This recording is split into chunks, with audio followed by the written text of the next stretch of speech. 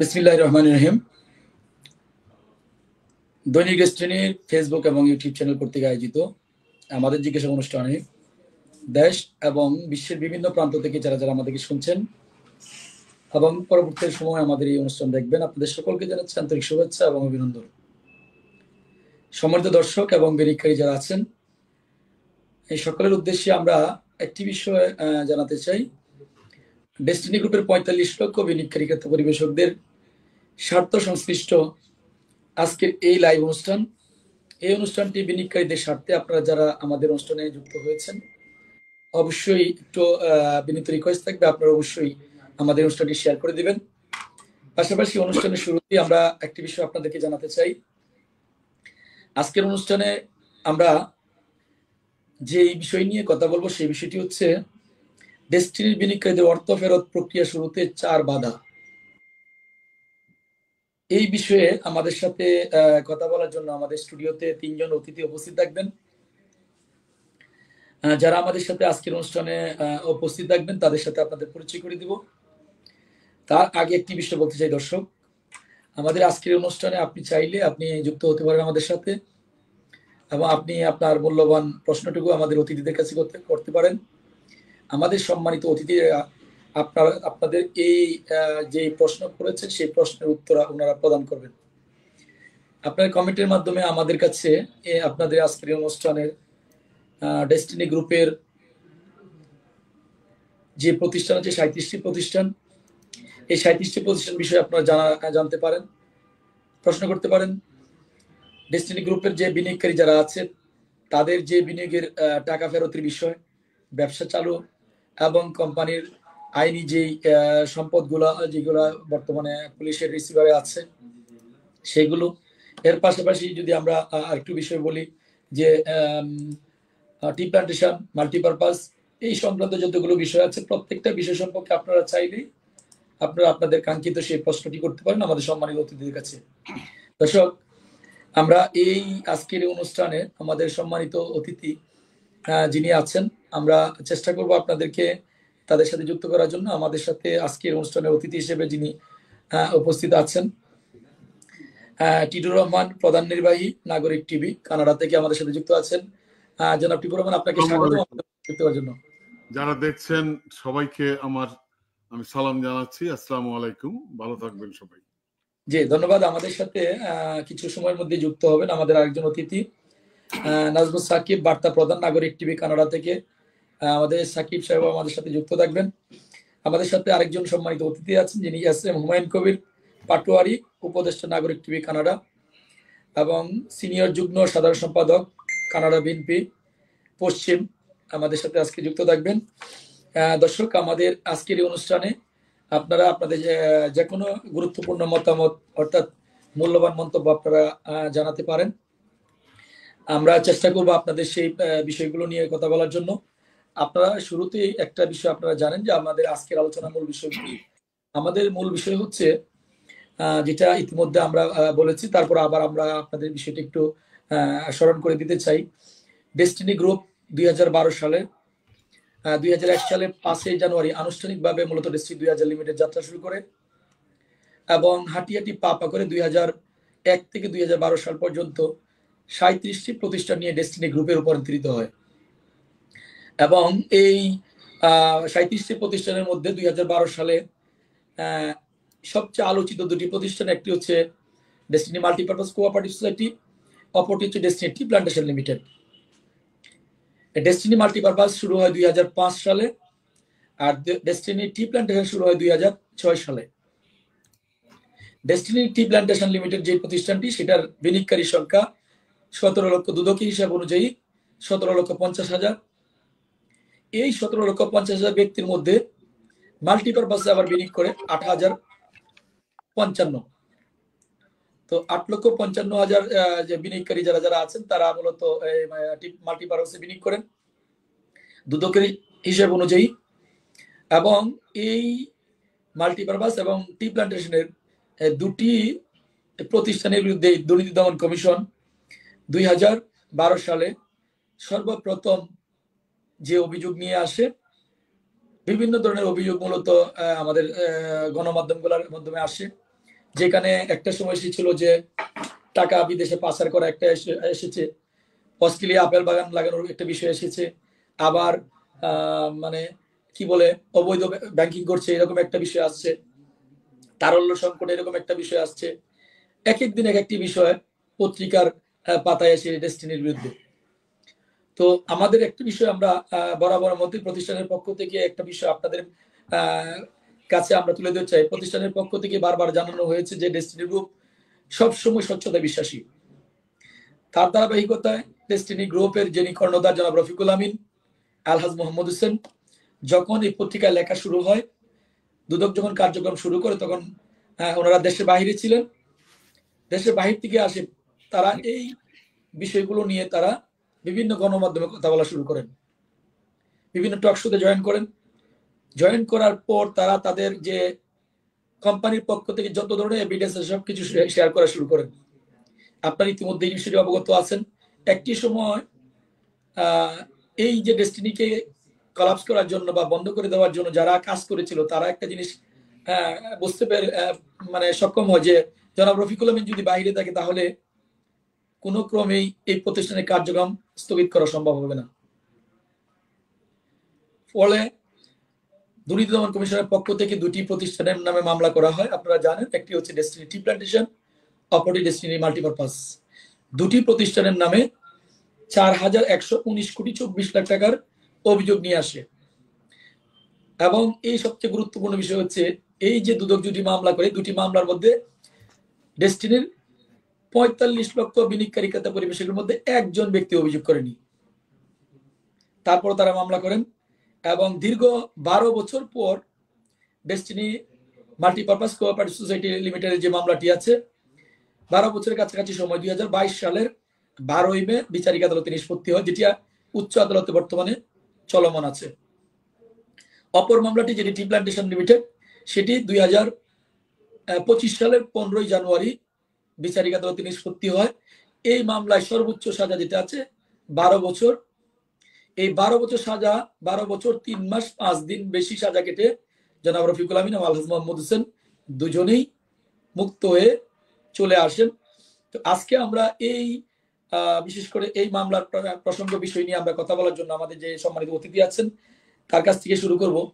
এই যে আমাদের যে জনাব রফিকুল আমিন এবং আলহাজ মোহাম্মদ হোসেন, ওনারা যখন আদালতের মাধ্যমে যখন সর্বোচ্চ সাজা আরো 3 মাস বেশি কেটে যখন বের হয়েছেন, বের হওয়ার পর বিনিয়োগকারীদের মধ্যে বিরাট একটা আনন্দ বিরাজ করছে।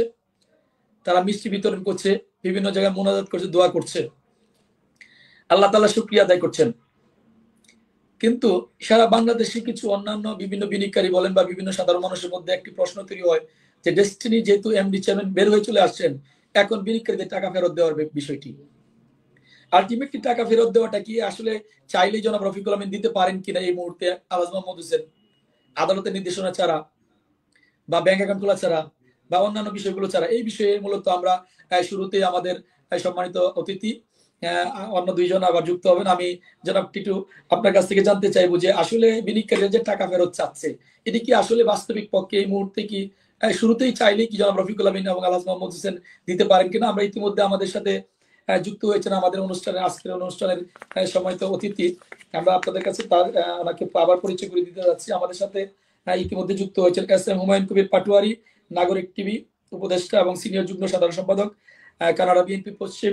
জনাব হুমায়ুন কবির পাটোয়ারি, আপনাকে স্বাগত আমাদের আজকের এই অনুষ্ঠানে আমাদের জিজ্ঞাসা অনুষ্ঠানে যুক্ত হওয়ার জন্য।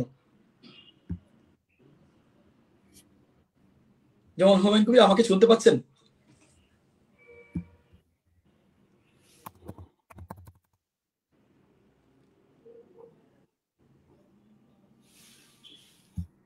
জি, আপনাকে স্বাগতম আমাদের অনুষ্ঠানে যুক্ত হওয়ার জন্য।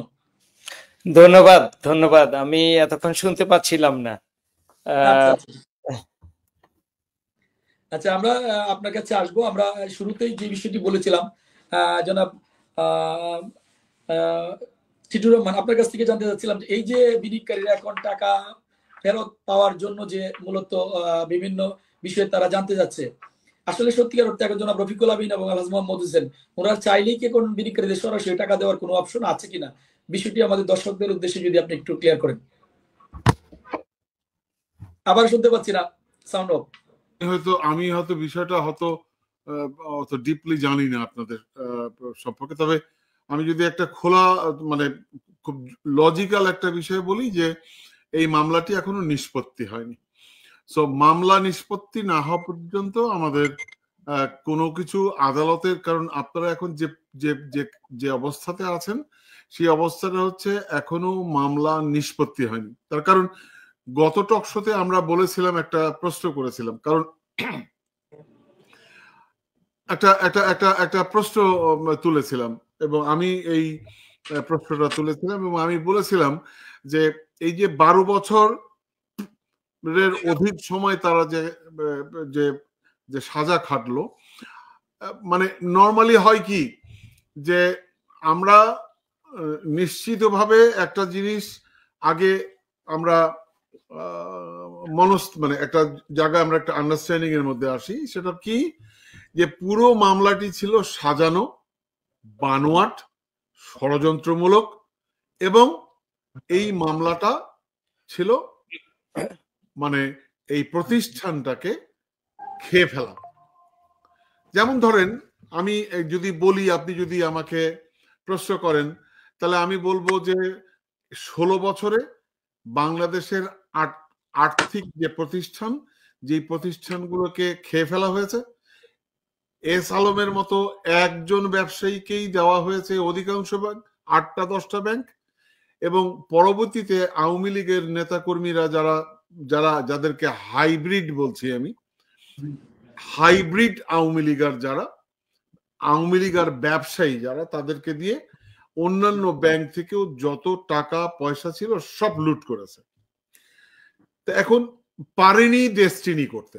এখন ডেস্টিনির মানে এই বিষয়গুলো আমাকে অনুসন্ধান করতে হয়েছে, আমাকে পড়াশোনা করতে হয়েছে ডেস্টিনির উপরে। কেন? আমি ডেস্টিনির সাথে যুক্ত ছিলাম না, হুমায়ুন ভাই যুক্ত ছিল দীর্ঘদিন, আমি ছিলাম না। আমি রফিকুল আমিন সাহেবকে একজন ভালো মানুষ হিসেবে জানি। উনি একজন সজ্জন মানুষ, উনি একজন সৎ মানুষ, এটা আমি জানতাম, কারণ উনি মন্ট্রিল শহরেরই বাসিন্দা ছিলেন এবং মন্ট্রিলে উনার যথেষ্ট সুনাম আছে। উনাকে আজ পর্যন্ত রফিকুল আমিনকে খারাপ মানুষ বলার মতো কাউকে আমি অন্তত আমার এই শহরে পাইনি। ঠিক আছে? তো সেখান থেকে আমি বলবো যে উনার কাছে তো দুটো অপশন ছিল, তাই না? সবকিছু হাত তুললাম, সবকিছু হাত তুলে, ভাই ঠিক আছে তোমরা যা বলছো তাই আমি মেনে নিচ্ছি, তোমরা এখন যা আমাকে করবা করো, আমি এর মধ্যে নাই। উনি হাতটা এভাবে করতে পারতেন, এতে উনি হয়তো ব্যক্তিগতভাবে লাভবান হইতেন। ঠিক আছে? তাহলে 12 বছর তাকে এই নির্যাতন স্বীকার করতে হতো না। ঠিক আছে?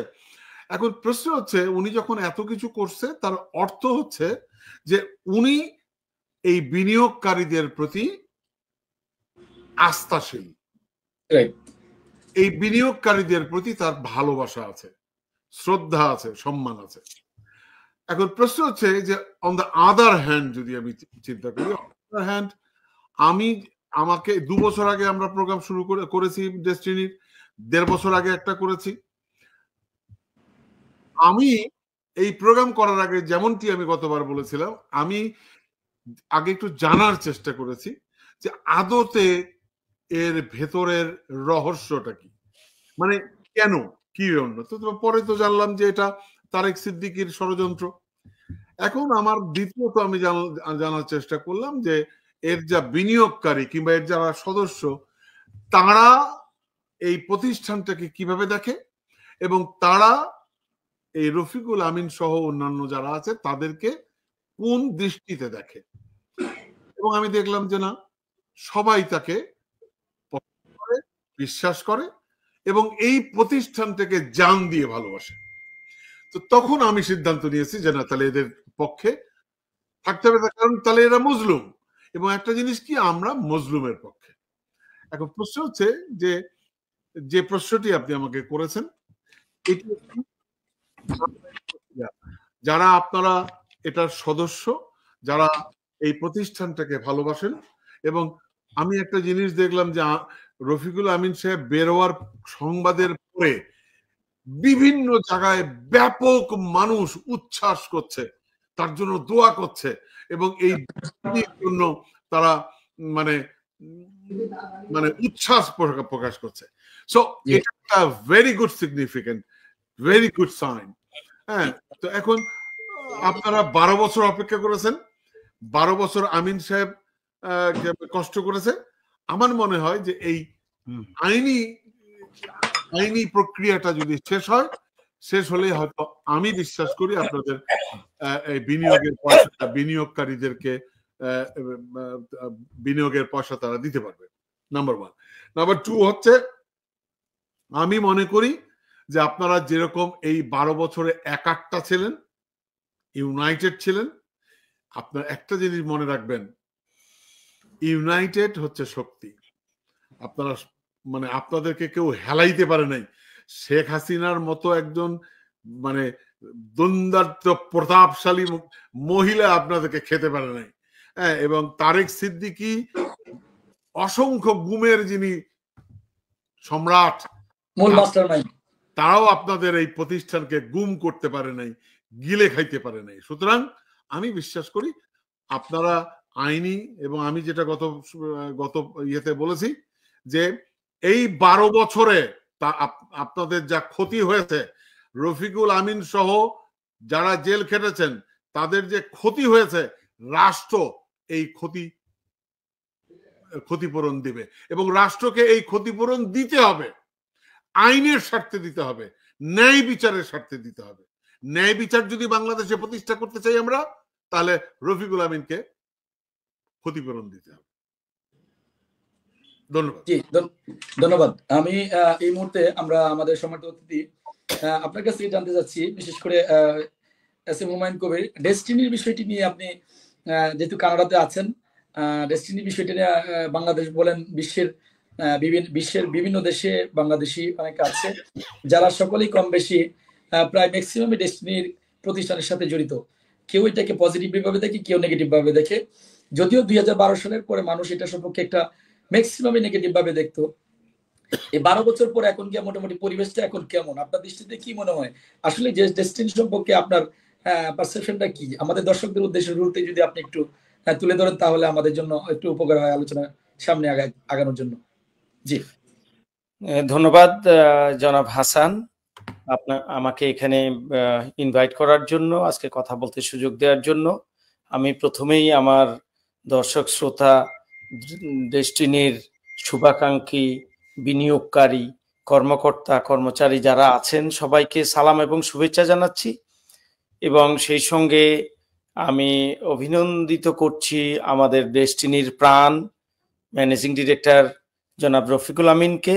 উনি শত প্রতিকূলতার মাঝেও নিজেকে ঠিক রেখেছেন এবং ফেসিস্ট সরকারের সঙ্গে কোনো উনি আপোষকামিতা করেননি। উনি প্রমাণ করেছেন মানুষ সৎ থাকলে, দৃঢ় থাকলে মানুষ যে কোনো অসাধ্যকে সাধন করতে পারেন। উনি জেল খেটেছেন, কষ্ট করেছেন, কিন্তু উনি এই সরকারের সঙ্গে কোনোভাবে হাত মেলাননি। এটি হচ্ছে উনার প্রতি আমাদের শ্রদ্ধা এবং ভালোবাসার অন্যতম একটি কারণ। আমি আজকে এখানে প্রথমেই আরেকজনকে আমি স্মরণ করছি, এবং আপনার মাধ্যমে, আমাদের এই প্ল্যাটফর্মের মাধ্যমে আমি দোয়া চাচ্ছি আমাদের জয়নাল ভাই MJ আবেদিনের ওপেন হার্ট সার্জারি চলছে মন্ট্রিয়ালের একটি হসপিটালে, জুইস জেনারেল হসপিটালে, এবং এখনো উনি ওটিতে আছেন, অপারেশন চলমান, আরো 1-1.5 ঘন্টা লাগবে। তো আমি সবার কাছে উনার জন্য দোয়া চাচ্ছি। আরো 2 ঘন্টা লাগবে, আরো 2 ঘন্টা লাগবে। তো উনার জন্য সবাই দোয়া করবেন, উনি যেন সুস্থভাবে আমাদের মাঝে ফিরে আসেন। আমি সবার কাছে দোয়া প্রত্যাশা করছি। রফিকুল আমিন সাহেবকে আমি চিনি দীর্ঘ ধরেন 20 থেকে 25 বছর যাবত। উনি আমার ব্যক্তিগতভাবে ঘনিষ্ঠ, পরিচিত, এবং এই সরকারের রোশানলে পড়ার আগ থেকে, বা উনি যখন মন্ট্রিয়ালে ছিলেন, তারপরে উনি দেশে গিয়ে ব্যবসা শুরু করলেন দেশের প্রয়োজনে এবং মানুষের বেকারদের কর্মসংস্থানের প্রয়োজনে, উনি যখন ব্যবসা শুরু করলেন, এই ডেস্টিনিটাকে মানে হাঁটি হাঁটি পা পা করে এগিয়ে নিয়ে গেলেন। এটা একটা অনন্য দৃষ্টান্ত।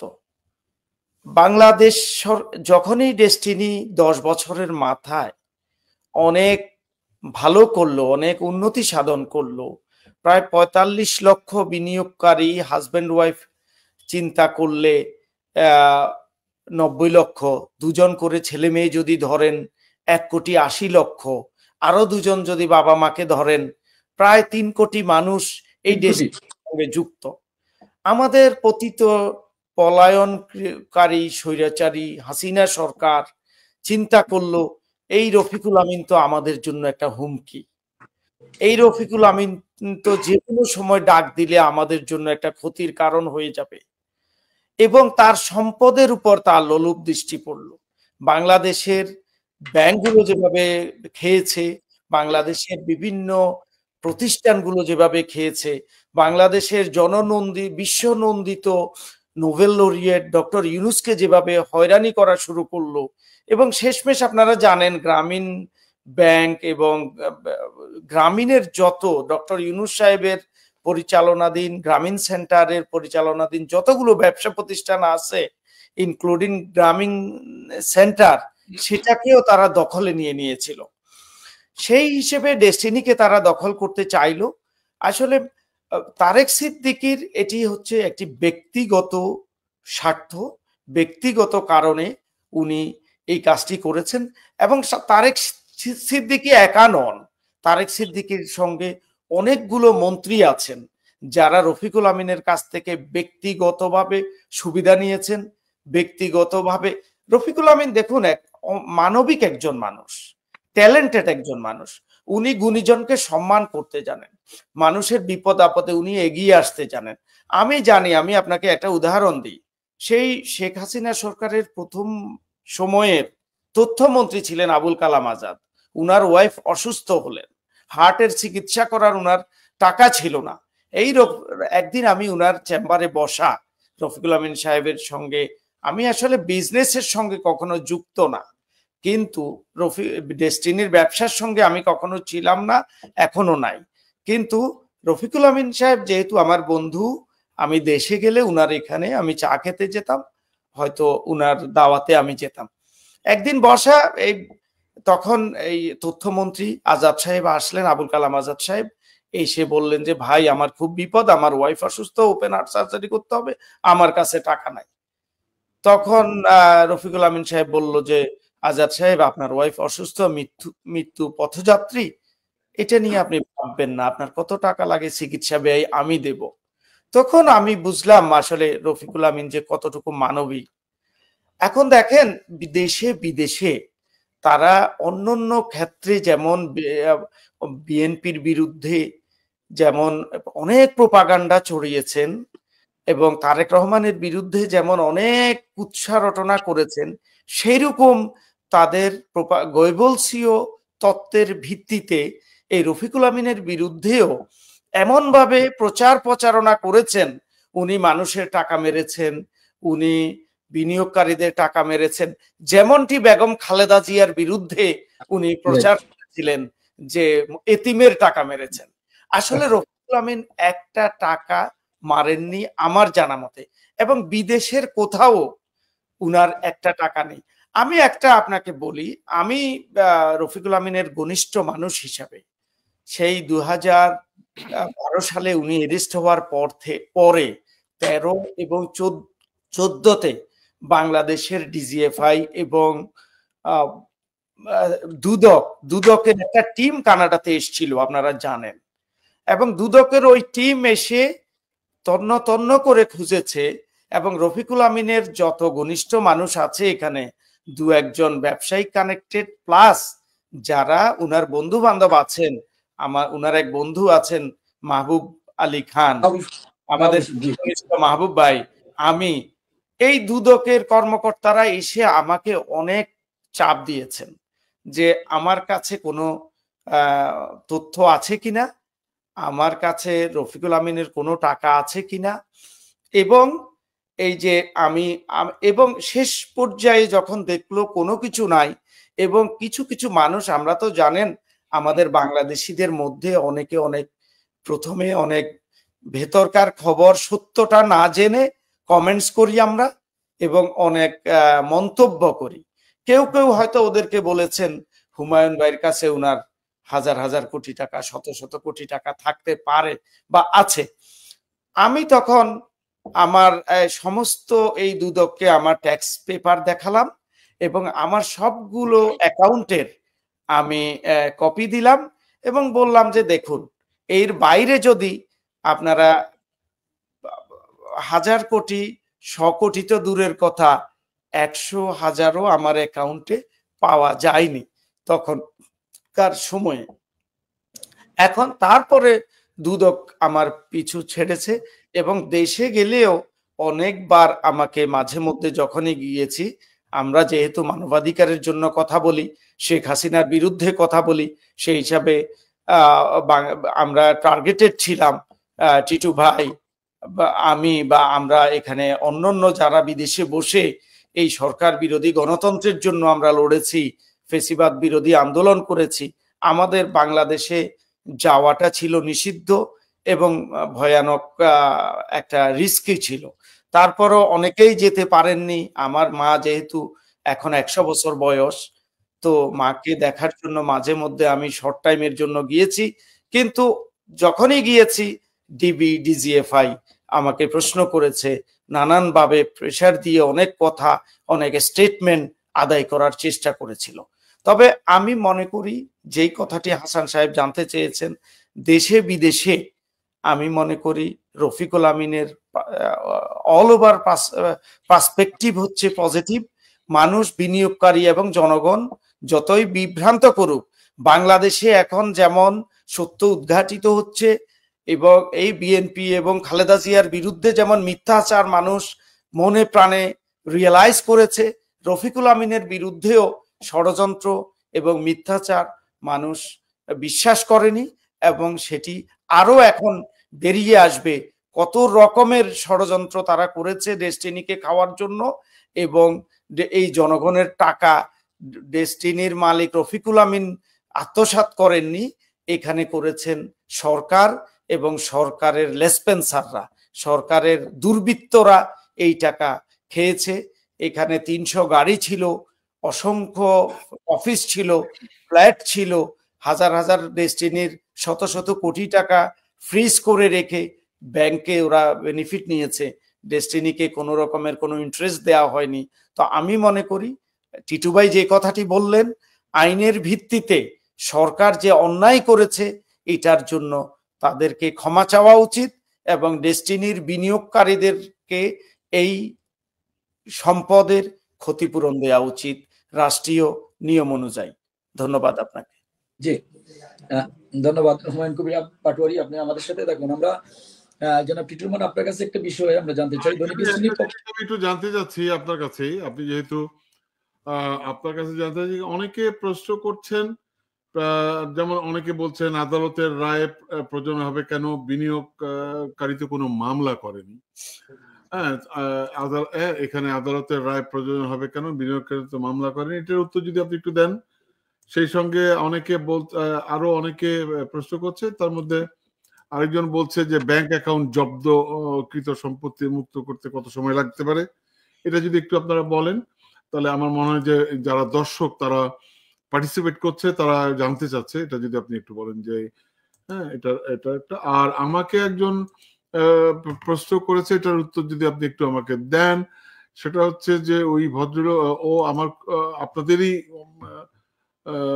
কি বলে, উনি বলছেন টিটো ভাই আপনার কাছে একটা অনুরোধ, দৈনিক ডেস্টিনি হোস্টকে একটা প্রশ্ন করবেন যে ডেস্টিনির বিনিয়োগকারী যারা বাইরের দেশে থাকে তাদেরকে কেন ডেস্টিনি বিষয়ে পর্যালোচনা ডাকা হয় না, আচ্ছা, তাদেরকে আপনারা ডাকেন না কেন?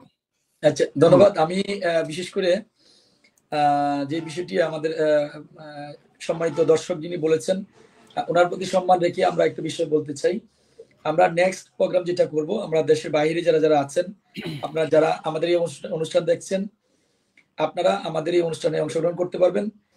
জনাব টিটুর কাছে যিনি আপনারা বলেছেন, আমরা অবশ্যই সম্মানের সহিত আপনাদের জানাতে চাই, নেক্সট প্রোগ্রাম থেকে আমাদের অতিথিদের পাশাপাশি আমার বাইরে যারা অংশগ্রহণ বিনিয়োগকারী ক্রেতা পরিবেশক যারা আছেন তাদেরকে আমাদের এই প্রোগ্রামে, আমাদের জিজ্ঞাসা অনুষ্ঠানে অবশ্যই আমরা যুক্ত করার চেষ্টা করব, নাম্বার 1।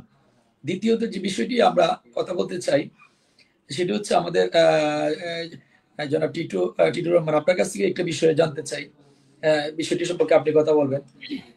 আদালত থেকে বের হওয়ার পর জনাব রফিকুল আমিন গণমাধ্যমের সামনে বলেছিলেন যে ওনাকে যখন রিমান্ডে নেওয়া হয় তখন ওনাকে দুইটা অপশন দেওয়া হয়েছিল। নাম্বার 1, ডেস্টিনি বন্ধ করে দিতে হবে। নাম্বার 2, না হয় এই ডেস্টিনি যে অন্যায় করেছে এই বিষয়গুলো স্বীকার করে দেশের বাইরে চলে যেতে হবে। উনি বলেছেন যে আমি দুইটার একটাও করব না, আমাকে জেলখানায় দেন। এরপর কিন্তু ওনাকে জেলে প্রেরণ করে, আপনারা জানেন। আপনাদের কাছে বিষয়টা আমাদের জানতে চাওয়া, বিশেষ করে আপনার কাছে, যে এটা কি আসলে সত্যিকার অর্থে উনি যে এই কাজটা করেছেন বিনিয়োগকারীদের স্বার্থ রক্ষা করার জন্য, না মানে কি উদ্দেশ্যে এটা করেছেন? এটা কি আসলে সত্যিকার অর্থে মানে এই কোম্পানিকে বাঁচিয়ে রাখার জন্য কিনা, বা এই বিনিয়োগকারীদের স্বার্থ রক্ষা করার জন্য কিনা, বা সত্যিকার অর্থে এই যে জেলখানায় চলে গেলেন এতে আসলে বিনিয়োগকারীরা কতটুকু উপকৃত হয়েছেন? আপনার দৃষ্টিতে কি মনে হয়, যদি আপনি একটু বিষয়টাকে নিয়ে একটু আলোচনা করেন। ভাই, আমি আপনাকে একটা কথা বলি। আমি শুরুতেই বলেছি যে আপনাদের এই ব্যবসার সাথে আমি যুক্ত ছিলাম না, যুক্ত নই। আমি ব্যক্তিগতভাবে রফিকুল আমিন সাহেবকে আমি ব্যক্তিগতভাবে চিনি। আমাকে হুমায়ুন ভাই উনার সাথে আমাকে পরিচয় করিয়ে দিয়েছিলেন অনেক বছর আগে। উনি একবার এসেছিলেন এখানে। তার আগে আমি যখন এখানে এই মন্ট্রিলে 99-এ আসি, উনি মাঝখানে একবার এসেছিলেন, তখনই তার সাথে আমার পরিচয়। আমি তার সম্পর্কে খোঁজ খবর নিয়ে যতটুকু জেনেছি, উনি একজন মানুষ হিসেবে সজ্জন ব্যক্তি।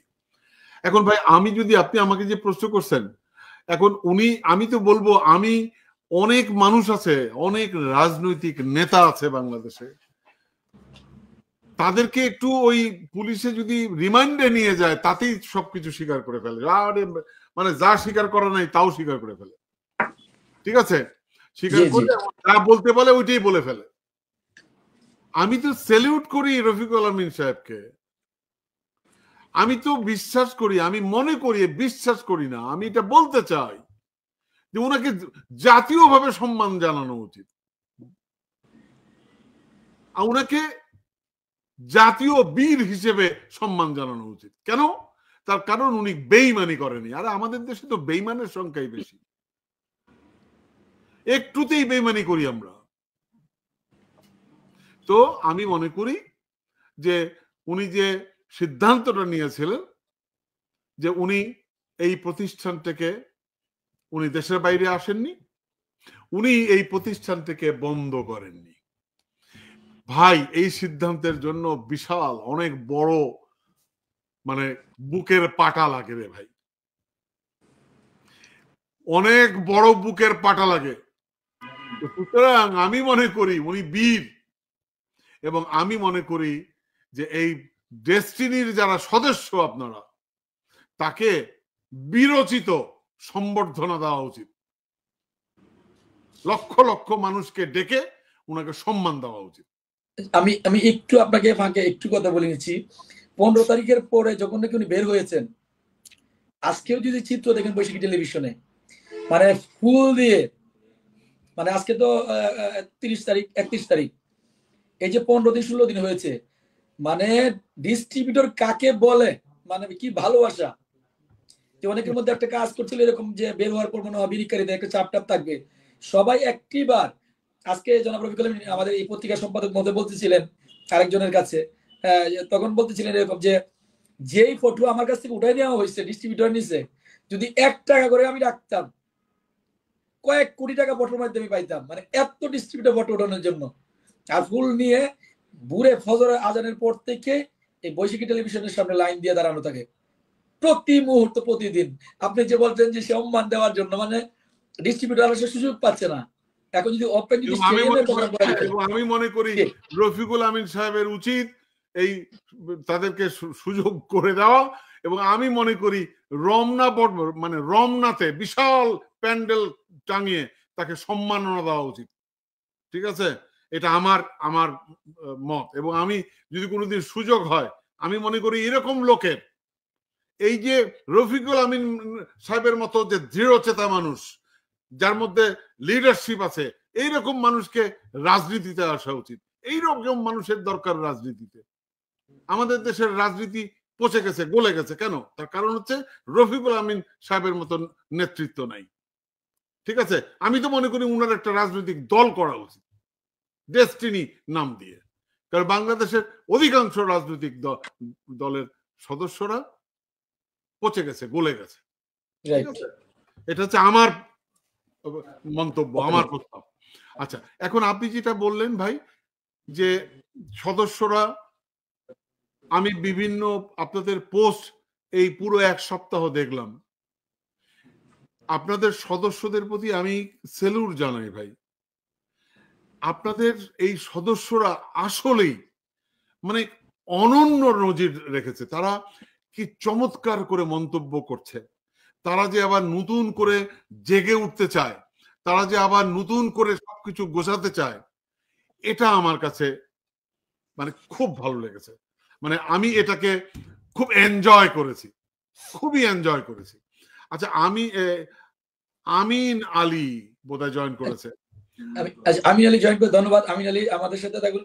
একটি কমেন্ট আসছে, কমেন্টটি সম্পর্কে আপনি টিটুর রহমান আপনি একটু উত্তর দিবেন। জি বলেন। মকুল মিয়া নামে একজন প্রশ্ন করেছে, আমাদের কোনো অভিযোগ নেই, আমাদের 2 লাখ টাকা। আপনি একটু কমেন্টটা দেখান, কমেন্টটা একটু দেখান প্লিজ। আমাদের অ্যাডমিন যিনি আছেন ওনাকে বলবো কমেন্টে দেখানোর জন্য। কমেন্টটা করেছেন মকুল মিয়া যে আমার 2 লক্ষ টাকা এখানে ইনভেস্ট করা আছে, আমি আমার টাকা ফেরত চাই না। সরকার যে আমাদের সময় নষ্ট করেছে, আমাদের জীবন থেকে যে 12টি বছর নষ্ট করেছে, এটার ক্ষতিপূরণ সরকারকে দিতে হবে। এই বিষয়টি সম্পর্কে আপনি কি বলবেন? আচ্ছা, আমি আমার এটা বলার আগে আমি আমিনকে একটা সেলুট দিতে চাই। আমিন যে আজকে জয়েন করেছে, এই আমিন কিন্তু আমাকে আমার পিছনে সে আঠার মতো লেগেছিল। এটা আপনি গত সপ্তাহে মিটিং এ বলে আমাদের অনুষ্ঠানে বলেছিলেন। এক্স্যাক্টলি। ও দেশের বাইরে থেকে, ও দেশের বাইরে থেকে, ওকে একটা সেলুট দিতে চাই আমি।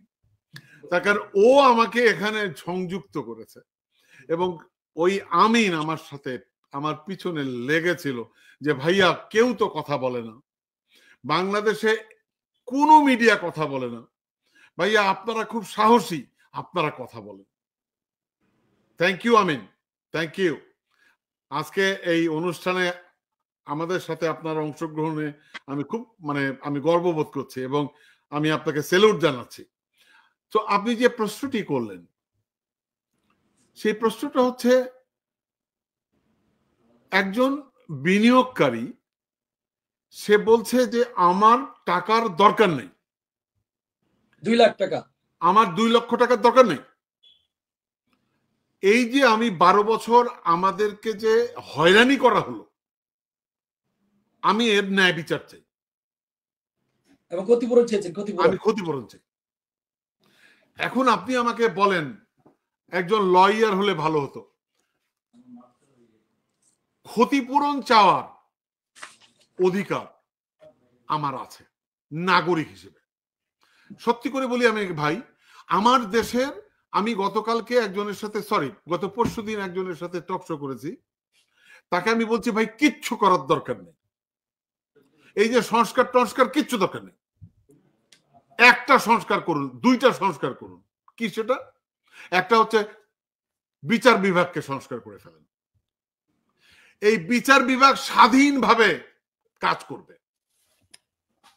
আপনার কিচ্ছু দরকার নেই। কোথাও কোনো সমস্যা হচ্ছে, আপনি কোনো জায়গায় আপনি বিপদে পড়ছেন, বিচার বিভাগে চলে যান, আপনি আদালতে চলে যান, আর আদালত তাকে আইনের আশ্রয় দেবে। আপনার কোনো কিছু দরকার নেই। আপনি সাংবিধানিক যে প্রতিষ্ঠান, এগুলোকে ধ্বংস করে ফেলছেন। তো এখন প্রশ্ন হচ্ছে যে ওই ব্যক্তি শতভাগ, আমি বলবো কি, যতজন বিনিয়োগকারী এই 12 বছর অপেক্ষা করেছে, তাদের সবাইকে ক্ষতিপূরণ দিতে হবে এই রাষ্ট্রের। আমি এটা গত অনুষ্ঠানে বলেছি, বলেছিলেন আপনি। এখনো বলছি, আমি বলছি এই প্রতিষ্ঠানটাকে ক্ষতিপূরণ দিতে হবে। যদি ক্ষতিপূরণ না দেয় তাহলে গভর্নমেন্টের খবর আছে। এখন সেটা ইউনূস সাহেবের গভর্নমেন্ট হোক অথবা এটা পরবর্তী নির্বাচিত কোনো গভর্নমেন্ট হোক, উই ডোন্ট কেয়ার, তাদেরকে ক্ষতিপূরণ দিতে হবে। এবং সে যে দাবিটা করেছে ও কিন্তু অন্যায় দাবি করেনি, ন্যায্য দাবি করেছে। ন্যায্য দাবি করেছে। ঠিক আছে, ধন্যবাদ। ধন্যবাদ। আমরা যুক্ত হয়েছে, আমাদের সাথে যুক্ত আছেন, ধন্যবাদ জনাব টিটু আপনাকে। আপনি যার কথা বলেছিলেন আমাদের সেই আমিন আলী, সম্ভবত আমার যদি ভুল না হয় ইরাক থেকে আছেন আমিন আলী। আমিন আলী আপনাকে স্যালুট জানিয়েছেন। আপনি 45 লক্ষ মানুষের বিনিয়োগকারীদের ক্রেতা পরিবেশকের পক্ষ থেকে আপনি প্রতিনিধিত্ব করেছেন এবং আপনি ওনাদেরকে কানেক্টেড করিয়েছেন। তারা প্রতিনিয়ত দেশের বাহির থেকে তারা এই 45 লক্ষ মানুষের পক্ষ হয়ে দাঁড়িয়েছে। জনাব টিটুর রহমান এবং নাজমুস সাকিব এবং জনালউদ্দিন মাহবুবুর রহমানের মতো ব্যক্তিরা। আপনি যদি এই যে জনাব টিটু যে বিষয়টি বলেছেন, আপনি যদি আমাদের সম্মানিত অতিথি এবং দর্শকদের উদ্দেশ্যে যদি কিছু বলেন শুরুতে, মাইকটা একটু অন করে নেবেন প্লিজ। আমিন, আপনার মাইক অন করেন। মাইকটা একটু অন করে নেন। মাইক শোনা যাচ্ছে না, আনমিউট করে নেন। আনমিউট করেন। আসসালামু আলাইকুম, আমার কথা শোনা যায়? এইবার শোনা যাচ্ছে। জি, বিশেষ করে ধন্যবাদ নাগরিক টেলিভিশন পরিবারকে যে আমাদের এই দুঃসময়ে কেউ আমাদের পাশে দাঁড়ায় না। একমাত্র আমি গর্ব করে বলতে পারি, বাইরের থেকে আমাদের যে টিটু ভাই, নাগরিক টেলিভিশন পরিবার, নাজমুস সাকিব এবং জয়নাল আবেদিন স্যার আমাদের পাশে যে ছিল, এটা নজিরবিহীন। মাঝখানে আর একটা পয়েন্ট তুলেছিল কনক সারোয়ার। কনক সারোয়ার আমাদের নিয়ে একটা প্রোগ্রাম করতে চেয়েছিল। তিনি সম্ভবত মোহাম্মদুর রহমান স্যারকে, আমার দেশ পত্রিকায় যে ব্যক্তিটি প্রধান, তাকে ডাকছিল। তারাও বলছিল যে ডেস্টিনির লোকগুলাকে জেলখানায় ভরা হয়েছে। তারা কয়েকটা শব্দ শুধু ইউজ করেছে। আর ব্যতিক্রম ধর্মী অনুষ্ঠান করেছে নাগরিক টেলিভিশন পরিবার, আমার বড় ভাই টিটুর রহমান। আমিও টিটুর রহমানকে স্যালুট জানাই। ধন্যবাদ টিটুর রহমান ভাই এবং নাজমুস সাকিব ভাই। আসলে আমি একজন সাধারণ ডিস্ট্রিবিউটার, আমি ডেস্টিনি ম্যানেজমেন্টের কেউ না। আমার সবচাইতে বড় পরিচয় হচ্ছে ডেস্টিনির একজন সাধারণ বিনিয়োগকারী। আসলে দেখেন, ডেস্টিনি নিয়ে যদি কথা বলতে যাই তাহলে রাষ্ট্রীয় সমস্যা নিয়ে কথা বলতে হবে, একটার সাথে একটা জড়িত। আমার কথা কি স্পষ্ট শোনা যায়? শুনতে পাচ্ছি। জি, ধন্যবাদ। তা আমি বলতে চাচ্ছিলাম যে বাংলাদেশে যে এখন যে বৈষম্য আন্দোলন হলো, বৈষম্য বিরোধী আন্দোলন, আমরা কিন্তু এই আন্দোলনগুলা ডিপ লেভেল থেকে শুরু করেছিলাম আজ থেকে 12 বছর আগে এবং ডেস্টিনির জন্মলগ্ন থেকেই। আপনি যদি বলেন তাহলে উদাহরণ কি? উদাহরণ হচ্ছে আমার এটাই, বাংলাদেশ একটা গরিব বান্ধব দেশ। এই গরিব বান্ধব দেশে একটা সংখ্যা কিন্তু বড়লোক হয়, টাকাওয়ালা হয়, অর্থবিত্ত হয়, আর অনেক অংশ 100%-এর মধ্যে 80%, 90% নিম্নবিত্ত থেকে যায়। এরা এখানে কেউ ভাবে না। এই যে বৈষম্য, এই বৈষম্য ভাঙার একমাত্র সিদ্ধান্ত নিয়েছিল ডেস্টিনি রফিকুল আমিন। রফিকুল আমিন মানে ডেস্টিনি, ডেস্টিনি মানে রফিকুল আমিন। এখন আপনি বলবেন যে কিভাবে, আপনি যুক্তি উপস্থাপন করেন তো দেখি। আমার ছোট্ট ক্ষুদ্র জ্ঞানে আমার যুক্তি এটাই হচ্ছে যে দেখেন, বসুন্ধরা বলেন, যমুনা বলেন, মেঘনা বলেন, বেক্সিমকো বলেন, এরা কিন্তু হাজার হাজার কোটি টাকার মালিক। বিশেষ কয়েকটা গোষ্ঠী 20 জন, 50 জন, হাজার হাজার কোটির মালিক হয়ে যাচ্ছে, আর সাধারণ লোক কিন্তু হাই হুতাশ করছে। এটাকে ভাঙার একমাত্র পন্থা হচ্ছে কি, রুট লেভেল সাধারণ লোককে যদি আপনি বিনিয়োগের সুযোগ দেন, সেখানে আপনার কম্পিটিশনে বিজনেস হবে বাংলাদেশে এবং সবাই অর্থনৈতিকভাবে স্বাবলম্বী হবে, যেটা একমাত্র নজিরবিহীন ডেস্টিনি 2000 লিমিটেড করেছে। দেখেন, মাল্টিপারপাস আমাদের একটা সমবায় মন্ত্রণালয়ের আন্ডারে একটা ব্যাংক আছে যেটা ক্ষুদ্র ঋণের, সেটার আন্ডারে সবাইকে 100 টাকার পর্যন্ত শেয়ার নেওয়ার সুযোগ দিয়েছে এই রফিকুল আমিন। তার মাস্টারমাইন্ড চিন্তা করেছেন? রুট লেভেলকে তিনি ফোকাস করেছে, রুট লেভেলকে ফোকাস করে সে উপরে নিয়ে আসবে। যেন এই বাংলাদেশে বৈষম্যটা না হয়। তার লিডারশিপের এই গুণটা আপনারাকে বিচার বিশ্লেষণ করতে হবে। বাংলাদেশের মিডিয়া যে আমাদের বিরুদ্ধে কাজ করেছে এটা দিবালোকে প্রকাশ্যে প্রমাণ হয়ে গেছে, কিন্তু আমাদের যে ড্রিপ লেভেলের চিন্তার গুলো কেউ ফোকাসে নিয়ে আসেনি, একমাত্র নাগরিক টেলিভিশন নিয়ে আসছে। এবং নাগরিক টেলিভিশন আমি কৃতজ্ঞতা জানাই, বিশেষ করে আমার কথাগুলো যে শুনেছে এবং আমি যে তাদেরকে বলে উপস্থাপন করে সুন্দর করে তারা যে প্রোগ্রামগুলা আয়োজন করেছে সেই ক্ষেত্রে অতুলনীয়, যা প্রশংসার মানে আমি কিভাবে যে প্রশংসা করব তার কোনো ভাষা নাই। আপনি চিন্তা করেন, আমি একজন সাধারণ কৃষকের ছেলে, আমি এখন প্রবাসে থাকি। আমার বাবা, আমার যখন 17 বছর হয়েছে, 18 বছর হয় নাই, আমি কিন্তু মানে ইচ্ছাকৃত ভাবে এখানে বিনিয়োগ করেছি। আমার বাবা একজন কৃষক, সে খুঁটার গরু বিক্রি করে আমাকে 2 লক্ষ টাকা দিছে আমার বাবা। আমি কি করেছি, মাল্টিপারপাসে বিনিয়োগ করেছি। আমি মাল্টিপারপাসে 2 লক্ষ টাকার শেয়ার হোল্ডার। তাহলে আমি যে একদম গরিবের ছেলে, কৃষকের ছেলে, আমি বর্তমান বাজারে এই মাল্টিপারপাস এবং ডেস্টিনি গ্রুপের ফেস ভ্যালু $1.2 বিলিয়ন হতে পারে বা $1.5 বিলিয়ন, যেটা মিডিয়ার মাধ্যমে আসছে। তাহলে আপনি দেখান যে আমি একজন, আমি শেষ করে দিই, আমি একজন ক্ষুদ্র, জি আপনার টাকাটা কিন্তু 12 সালের আগে বিনিয়োগ করেছেন, আপনার টাকাটা 12 সালের জি আমি তো 12 সালের আগে বিনিয়োগ করেছি। আমার কোম্পানির ফেস ভ্যালুটা ছিল কি মাত্র 4,600 কোটি টাকার সমপরিমাণ।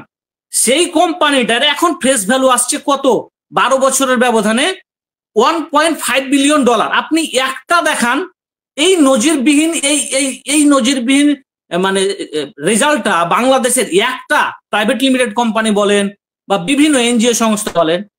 আরেকটা উদাহরণ আপনাদেরকে আমি দিতে পারি, আমার ছোট্ট জ্ঞানে, ছোট্ট ক্ষুদ্র এই মানুষটা যা আইডিয়া আসছে এবং যা আমি পাইছি তথ্য, সেটা আপনাদের সামনে তুলে ধরছি।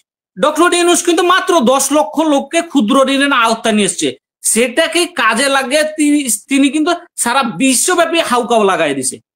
আর আমাদের গ্রাহক সংখ্যা কত জানেন, 45 লক্ষ রেজিস্ট্রেশন প্রাপ্ত, এবং এই মাল্টিপারপাস কোঅপারেটিভের 8 লক্ষ বিনিয়োগকারী আছে, যে বিনিয়োগকারীগুলা সর্বনিম্ন 100 টাকা পর্যন্ত শেয়ার হোল্ডার। তাহলে এই ড্রিপ লেভেল গুলা কেউ আলোচনা করে না। আপনি যখন দেশের জন্য কাজ করবেন, হয় রাজনীতি নিয়ে করেন, এনজিও নিয়ে করেন, প্রাইভেট লিমিটেড কোম্পানি নিয়ে করেন, সেখানে আপনাকে বুঝতে হবে যে আপনার দেশত্ববোধ কোথায়। কেউ রাজনীতি করে দেশের উন্নয়নে, দেশের পরিবর্তনে ভূমিকা রাখে, দেশত্ববোধে ভূমিকা রাখে, সে তার রাজনীতি দ্বারা সে বুঝায় যে আমি দেশপ্রেমিক। কিন্তু আমরা ভিন্নভাবে বুঝাইছি যে আমরা দেশপ্রেমিক।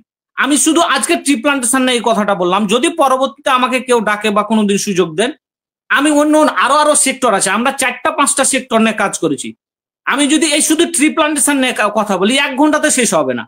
এই যে ট্রি প্লান্টেশন জলবায়ু পরিবর্তনে বাংলাদেশে ভূমিকা রাখে, 1 বছরে বাংলাদেশের যে জলবায়ু খাতে সাহায্য সহযোগিতা করে বাংলাদেশের সরকারের বিভিন্ন মন্ত্রণালয় থেকে যে ফান্ডটা গঠন হয়, এই ইনভেস্টটা বা এই সমপরিমাণ অর্থটা যদি আমরা মাস্টার প্ল্যানে ইনভেস্ট করতে পারি পরিকল্পনা করে, পরের বছর থেকে এই টাকাটা বাংলাদেশের রিজার্ভে জমা হবে। আমি এটা চ্যালেঞ্জ দিয়ে বলছি, আমার সাথে কেউ যদি ডিবেট করতে চায় আমি তার সামনে উপস্থাপনে রাজি হব। এবং আমাদের এই সাক্ষী, এই যে ট্রি প্লান্টেশন মামলার সাক্ষী একজন হাসান ভাই, কি জানো সচিবটার নাম, সে বলেছে যে 93% বনায়ন দৃশ্যপটে আছে। সে আদালতের সাক্ষী হিসাবে তার বয়ানটা উপস্থাপন করা হয়েছে। তাহলে আপনি চিন্তা করেন, আমরা কিন্তু জলবায়ুতে ভূমিকা রাখছি। এবং আরেকটা পয়েন্ট আমি উল্লেখ করি, আপনারা কেউ জানেন কি জানেন না, আমাদের জেনারেল হারুনের সাথে আমি এই ট্রি প্লান্টেশনের এবং জলবায়ু নিয়ে কন্ট্যাক্ট করেছিলাম। আজকে আমি দৃশ্যপটে আসছি এই কারণে যে আমাদের নিয়ে কেউ কথা বলে না। আমি চাই যে আমাদের নিয়ে শুরু করুক, বা অন্তত আমাদেরকে নিয়ে কেউ গবেষণার একটা রাস্তা তৈরি করুক। যখন এই 2021 সালে এই হাসিনা, স্বৈরাচার হাসিনা, ফ্যাসিস্ট হাসিনা, যখন 21 সালে যখন জলবায়ু সম্মেলন হলো ব্রাজিলে, এবং ডেনমার্কের একটা 14 বছরের মেয়ে এই জলবায়ু আন্দোলন করে কিন্তু সারা বিশ্বব্যাপী জলবায়ু ফান্ড গ্রহণ করা হলো। তখন সে কি বললো জানেন, কত চালাকের চালাক, সে তারা তো মাস্টার মাইন্ডে কাজ করে। তারা মানে জলবায়ু ফান্ডে যখন গেল সম্মেলনে, সে বলল যে আমি মন্ত্রী পরিষদ সচিবকে 3 মাসের মধ্যে বাংলাদেশের যেসব বনায়ন প্রকল্পের মামলা জটিলতাগুলো আছে সেগুলো নিষ্পত্তি দেওয়ার আদেশ দিয়ে গেলাম। আর তিনি গেল কোথায়? জলবায়ু সম্মেলন। আমরা কাজ করেছি কোথায়? ট্রি প্লান্টেশনে। আমরা বাংলাদেশের জলবায়ু পরিবর্তন নিয়ে কাজ করেছি, এটা প্রমাণাদি আদালতে সাক্ষী হিসাবে একজন সচিব বলেছে 93% বনায়নের যে কাজগুলা করেছে 93% আমরা দৃশ্য বোর্ডে পাইছি। তাহলে আপনি আর কি প্রমাণ নেবেন? এই হারুন সাহেব, আমাদের জেনারেল হারুন, সেনাবাহিনীর সাবেক সেনাবাহিনীর প্রধান, জেনারেল হারুনের ফোনটা ট্র্যাক করতো। আমি যে তার সাথে কথোপকথন হয়েছি এবং বিভিন্ন মিডিয়া তার সাথে যোগাযোগ করেছে, তারা ফোনটা ট্র্যাক করতো। এটা আমি চ্যালেঞ্জ দিয়ে বলছি, তারা যে ফোনটা ট্র্যাক করতো এবং এই ট্র্যাকের তথ্যটা পাওয়ার পর উনি মন্ত্রী সচিবকে বলে গেল যে আমি 3 মাসের মধ্যে এই বনায়ন প্রকল্পের মামলাগুলা নিষ্পত্তি করবে। তাহলে আর কি নিবেন বলেন? এগুলো কেউ গবেষণা করেনি, কেউ না। আমি সাধারণ একজন ডিস্ট্রিবিউটর, ক্ষুদ্র গ্রামের প্রান্তিক লেভেলের একটা ছেলে, আমাকে কাজ করতে দেওয়া হয়নি। আমি চাইছিলাম আন্তর্জাতিক জলবায়ু সম্মেলন আমি অভিযোগটা করব, তাহলে আর কি নিবেন বলেন? আজকে আমি শেষ করছি। ধন্যবাদ এই প্ল্যাটফর্মে আপনারা আমাকে যে কথা বলার সুযোগ দিলেন। বিশেষ করে আমি টিটু ভাইকে সালাম জানাই, স্যালুট জানাই। ধন্যবাদ টিটু ভাই। জি, ধন্যবাদ জনাব আমাদের সাথে আমিন আলী। আপনি অনেক লম্বা সময় আপনার এই দুঃসময় অভিজ্ঞতা বিষয়গুলো শেয়ার করেছেন। আমাদের অনেক দর্শক বিনিয়োগকারী আপনার এই বিষয়গুলো আজকে জানতে পেরেছে এবং ডেস্টিনি বাইরে যারা আছে তারাও জানতে পেরেছে। আমরা হুমায়ুন কবির আপনার কাছে একটু আসতে যাচ্ছিলাম। 2012 সালের আগে তার্কিতে একটি বিশ্বের সবচেয়ে বড় বড় যে এমএলএম কোম্পানিগুলো আছে, এই কোম্পানিগুলোর সকলের একসাথে যৌথভাবে একটি কনফারেন্স হয়। এই কনফারেন্সে অনেকগুলা কোম্পানিকে আপনার এখানে সংবর্ধনা দেওয়া হয়। তার মধ্যে 1 নম্বর ছিল এমওয়ে কর্পোরেশন, যে প্রতিষ্ঠানটি প্রায় শুরুতে হয়েছিল এমওয়ে দিয়ে, যে এমএলএমটা, তাদের বয়স কম বেশি 100-র কাছাকাছি বা প্লাসও হতে পারে। দ্বিতীয় হয়েছিল এবন, এবং তৃতীয় হয়েছিল ডেস্টিনি 2000 লিমিটেড, যার বয়স ছিল মাত্র 12 বছর, পা দিয়েছিল। যেখানে এমওয়ে কর্পোরেশনে 100 বছরের কাছাকাছি, এবনেরও প্রায় 100-র কাছাকাছি এরকম, সেখানে ডেস্টিনির 12 বছর বয়সে আন্তর্জাতিকভাবে পুরস্কৃত হয়েছিল। আপনার কাছে বিষয়টা জানার, প্রথমত এই যে এত অল্প সময়ে আন্তর্জাতিকভাবে এরকম একটা জায়গা দখল করে নিয়েছিল, এর পিছনে কি ভূমিকা ছিল ডেস্টিনির, বা কেন এত অল্প সময়ে যেতে পেরেছে? নাম্বার 1। দ্বিতীয় বিষয় হচ্ছে যেটা আপনার কাছ থেকে জানার, সেটি হচ্ছে এই যে এত বড় একটা স্বীকৃতি পেয়েছে ডেস্টিনি কোম্পানি বা ডেস্টিনি গ্রুপ, বাংলাদেশের জাতীয় মিডিয়াগুলো কি এই জিনিসটা যে ফোকাস করেনি? কি কারণে করেনি? আমাদের যে মেইনস্ট্রিম মিডিয়াগুলো আছে, কোন মিডিয়া ফোকাস করেনি? বিষয়টি যদি একটু পরিষ্কার করেন। হুমায়ুন ভাই বলার আগে আমি একটা ছোট্ট কথা বলতে চাই। অনেকে আমার কাছে মেসেজ করছে, আমার হোয়াটসঅ্যাপে অনেকে মেসেজ করছে। সেটি হচ্ছে যে আমাদেরকে অনুরোধ করছে যে যারা কথা বলতে চায় ডেস্টিনির সদস্য, আমি একটা ঘোষণা আজকে দিতে চাই। আগামী শুক্রবারে আপনারা যারা আগ্রহী আছেন, ডেস্টিনির আপনাদের মনের কথাটা ডেস্টিনির সাথে শেয়ার করতে চান, তারা আগামী শুক্রবারে আমরা একটা আপনাদের জন্য ওপেন প্ল্যাটফর্ম দেব, যেখানে আপনারা সবাই অংশগ্রহণ করতে পারবেন। এবং আপনারা আপনাদের ডেস্টিনি থেকে একজন কর্মকর্তা যদি থাকতে চান, আমরা রাখবো, তারা আমার সাথে থাকবে এবং তারা আপনাদের কথা, আপনাদের জিজ্ঞাসাগুলো তাকে করতে পারবেন এবং আপনারা মন খুলে কথা বলতে পারবেন। আমরা আগামী শুক্রবারে এটা করব। আমিন আলী বলেন। জি, হুমায়ুন কবির জি, আপনার কাছ থেকে জানতে চাচ্ছি। জি, ধন্যবাদ হাসান, আমাকে আবার সুযোগ দেওয়ার জন্য। আমি সেই সঙ্গে ধন্যবাদ জানাচ্ছি আজকে আমাদের ডেস্টিনি ডিস্ট্রিবিউটরদের পক্ষ থেকে যে আমিন কথা বলেছেন, আমিনের কথাগুলোর সঙ্গে আমি সম্পূর্ণ একমত এবং আমিনকেও আমি স্যালুট জানাচ্ছি এত সুন্দর করে হৃদয়ের কথাগুলো তুলে ধরার জন্য। আমিনকে আমি ধন্যবাদ জানাচ্ছি আমার পক্ষ থেকে। স্যালুট স্যার, আপনাকে স্যালুট। আপনাকে আসলে এই আমাদের তৃণমূলের জনগোষ্ঠী হচ্ছে আমাদের প্রাণ, আমাদের সরকারের প্রাণ, দেশের প্রাণ, আমাদের যুব সমাজের প্রতিনিধি আপনারা। আমি ব্যক্তিগতভাবে রাজনীতির সঙ্গে জড়িত। আমি মনে করি আমাদের রাজনীতি হওয়া উচিত আপনাদেরকে নিয়ে, আমাদের কর্মসংস্থানের চিন্তা করে, কর্মসংস্থানের বিষয়গুলো মাথায় রেখে। আমি প্রথমে বলি, অ্যামওয়ে কোম্পানিটা হচ্ছে একটি আমেরিকান বেসড কোম্পানি। এটা 100 বছরের বেশি পুরনো একটা কোম্পানি এবং কয়েক হাজার এবং লক্ষ প্রোডাক্ট আছে তাদের, কয়েক লক্ষ প্রোডাক্ট তারা সেল করে বিশ্বব্যাপী। এবং অ্যাভন কোম্পানিটা হচ্ছে জার্মান বেসড একটা কোম্পানি। অ্যাভনের প্রোডাক্টগুলো অনেক দামি একটা প্রোডাক্ট। বিশ্বের যত সেলিব্রিটি এবং রাষ্ট্রপ্রধানের বউরা এই বিউটি প্রোডাক্টগুলো ইউজ করে। একটা বিউটি প্যাকের দাম ধরেন, একটা লিপস্টিকের দাম $100 উপরে, এই টাইপের দামি জিনিস ইউজ করে। এখন এই দুই কোম্পানির সঙ্গে যে ডেস্টিনি তৃতীয় হয়েছিল পুরস্কার প্রাপ্তিতে, এটা কেন হয়েছিল, কিসের জন্য হয়েছিল? আমি মনে করি রফিকুল আমিন যেই বাংলাদেশে ডেস্টিনি 2000 লিমিটেড শুরু করেছিলেন, এটার মূল মন্ত্র উনি নিয়ে গিয়েছিলেন অ্যাভন এবং অ্যামওয়ে কোম্পানি থেকে। উনি যখন কানাডাতে ছিলেন, উনি এই কানাডায় বসে অ্যামওয়ে কোম্পানির উপর উনি অনেক পড়াশোনা করেছেন, অনেক রিসার্চ করেছেন এবং বাংলাদেশের বেকার জনগোষ্ঠীকে, লক্ষ লক্ষ কোটি কোটি মানুষকে, বেকারদেরকে এই ক্ষুদ্র ঋণের আওতায় এনে তৃণমূলের শক্তি বাড়ানোর জন্য ওদেরকে উদ্যোক্তা তৈরি করার স্বপ্ন নিয়ে উনি 2000 সালে বাংলাদেশে গিয়েছিলেন এবং উনি একজন সফল মানুষ হিসেবে উনি করতে পেরেছিলেন। দেখেন, মাত্র 10 বছর বয়সে পুরস্কারটা পেয়েছিল মনে হয় হাসান সাহেব 10 সালে বা 11 দিকে, এরকম 11 দিকে, অর্থাৎ 10 বছর বয়স ছিল মাত্র। 10 বছর বয়স সালে গিয়ে উনি বেসিক্যালি 11তে উনি কার্যক্রম শুরু করেছিলেন।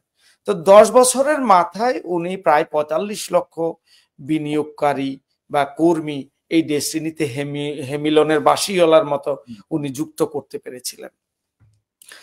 আমাদের দুর্ভাগ্য, আমাদের সরকারগুলো এবং আমাদের মিডিয়াগুলো একটা অনেক সময় কিছু খারাপ মানুষ দ্বারা পরিচালিত হয়। আমাদের সরকার যে শুধু স্বৈরাচারী, শুধু ফেসিস্ট তা নয়, আমাদের সরকার অদূরদর্শীও এবং তাদের দেশপ্রেমেরও অভাব। তারা অনেক সময় তাদের নিজেদের ভালো তারা বোঝে না। এই যে আমি 45 লক্ষ মানুষকে বা 3 কোটি মানুষকে আমি কর্মহীন করলে, আমি তাদেরকে ঘরে বসিয়ে দিলে বা এই কোম্পানিটাকে বন্ধ করে দিলে আমার দেশের যে একটা নেগেটিভ ইফেক্ট হবে, এই জিনিসটাও বোঝার তাদের ক্ষমতা নেই। তারা নগদ লাভে অভ্যস্ত, নগদ নারায়ণ যেটা বলে। তারা সবসময় আমি কি পেলাম, আমি তো তাদেরকে ঘিরে রাখে, কিন্তু তারা সামষ্টিকভাবে চিন্তা করতে পারে না যে কি করলে কি হবে। যেমন দেশনায়ক তারেক রহমান আমার সাথে লাস্ট টাইম যখন মিটিং হলো, বলল যে বাংলাদেশের অনেক বড় বড় কোম্পানি যারা আছে তাদেরকে আমি শেখ হাসিনার মতো আমাদের সরকার যদি সরকার গঠনের সুযোগ পায়, ওদের যারা বাংলাদেশে কর্মসংস্থান তৈরি করছে, যারা অসংখ্য মানুষের রুটি রুজির ব্যবস্থা করছে, মানুষের সাপ্লাই চেইন ঠিক রাখছে, তাদের অপরাধ থাকলে তাদেরকে আমি আইনের আওতায় এনে আমি শাস্তি দেব, তাদেরকে জরিমানা করব, রাষ্ট্রীয় সম্পদ লুণ্ঠন করলে সেগুলা ফেরত আনবো, কিন্তু তাদেরকে আমি বন্ধ করব না। এই কথাটি আমার অনেক ভালো লেগেছে। সেম থিং যখন ডেস্টিনির বিরুদ্ধে আমাদের বাংলাদেশের সরকারের ইন্ধনে, সরকারের মহাপরিকল্পনায় ডেস্টিনিকে খেয়ে ফেলার জন্য যখন পত্রিকাগুলো বুঝে না বুঝে নিউজ করা শুরু করলো, এবং আমি জানি এখানে কিছু মিডিয়ার ব্যক্তিগত ইন্টারেস্ট জড়িত ছিল। আমি একটা ঘটনা জানি, একটা মিডিয়া তাদের অ্যাসিড সার্ভাইভাল ফাউন্ডেশনের জন্য সেই সময়ে রফিকুল আমিনের কাছে 10 কোটি টাকা চাঁদা চেয়েছিল। তখন রফিকুল আমিন বলেছিলেন, ঘটনা চক্রে আসলে আমিও ওইখানে একদিন ছিলাম দেশে, তখন ওই বিপিএল এর আসর দেখতে গিয়েছিলাম। সেইবার বিপিএল গ্র্যান্ড স্পন্সর করেছিল ডেস্টিনি। হুমায়ুন, আমি আপনার একটু জানাই, বাংলাদেশে বিপিএল যখন শুরু হয়, এই শুরুই হয়েছিল কিন্তু ডেস্টিনি গ্রুপের মাধ্যমে। টাইটেল স্পন্সর ছিল ডেস্টিনি গ্রুপ। জি, আমি জানি, আমি বিপিএল খেলা দেখতে গিয়েছিলাম তখন এই ডেস্টিনির রফিকুল আমিন সাহেবের আমন্ত্রণে আমি গিয়েছিলাম, এবং এই বিপিএল এর পরপর উনার কাছে প্রস্তাব আসলো একটি মিডিয়ার পরিচালনাধীন এসিড সার্ভাইভাল ফাউন্ডেশনে 10 কোটি টাকা দেওয়ার জন্য। তখন উনি হামলি বললেন, আমার সিএসআর ফান্ডের মধ্যে আসলে আমি বিপিএল স্পন্সরের পরে এখন টাকা নেই, আমরা যে কোনো সেবামূলক কাজের সঙ্গে আমরা ছিলাম, আছি, থাকবো, তবে এই মুহূর্তে দেয়া সম্ভব নয়। তো এই হাম্বল এবং ডিরেক্টলি উনার ওপিনিয়নটা সেই মিডিয়া হয়তো ভালোভাবে নেননি।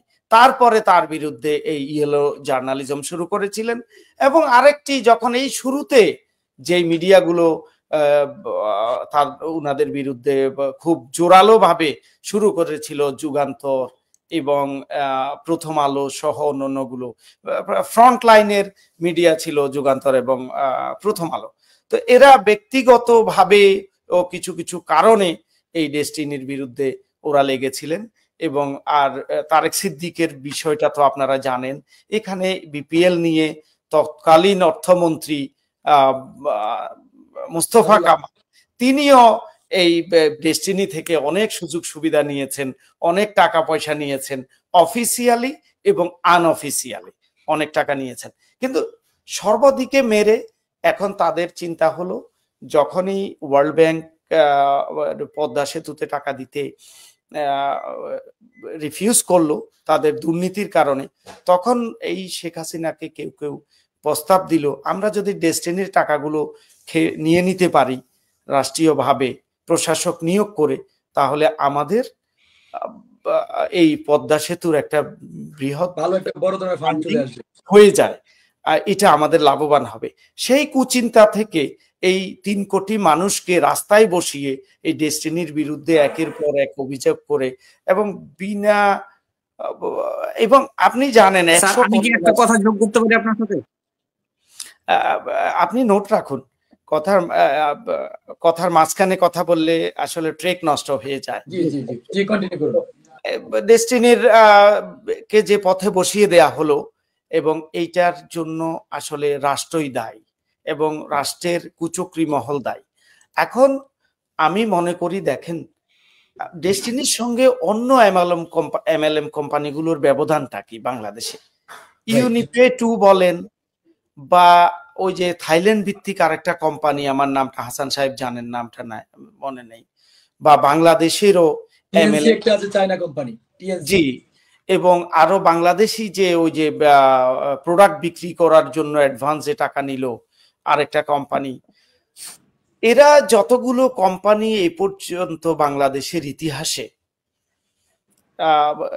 অর্থনৈতিক দুর্নীতি করেছে, স্ক্যাম করেছে, তারা টাকা কালেকশন করে বিদেশে পাচার করেছে, তারা বিদেশে নিয়ে গিয়েছে।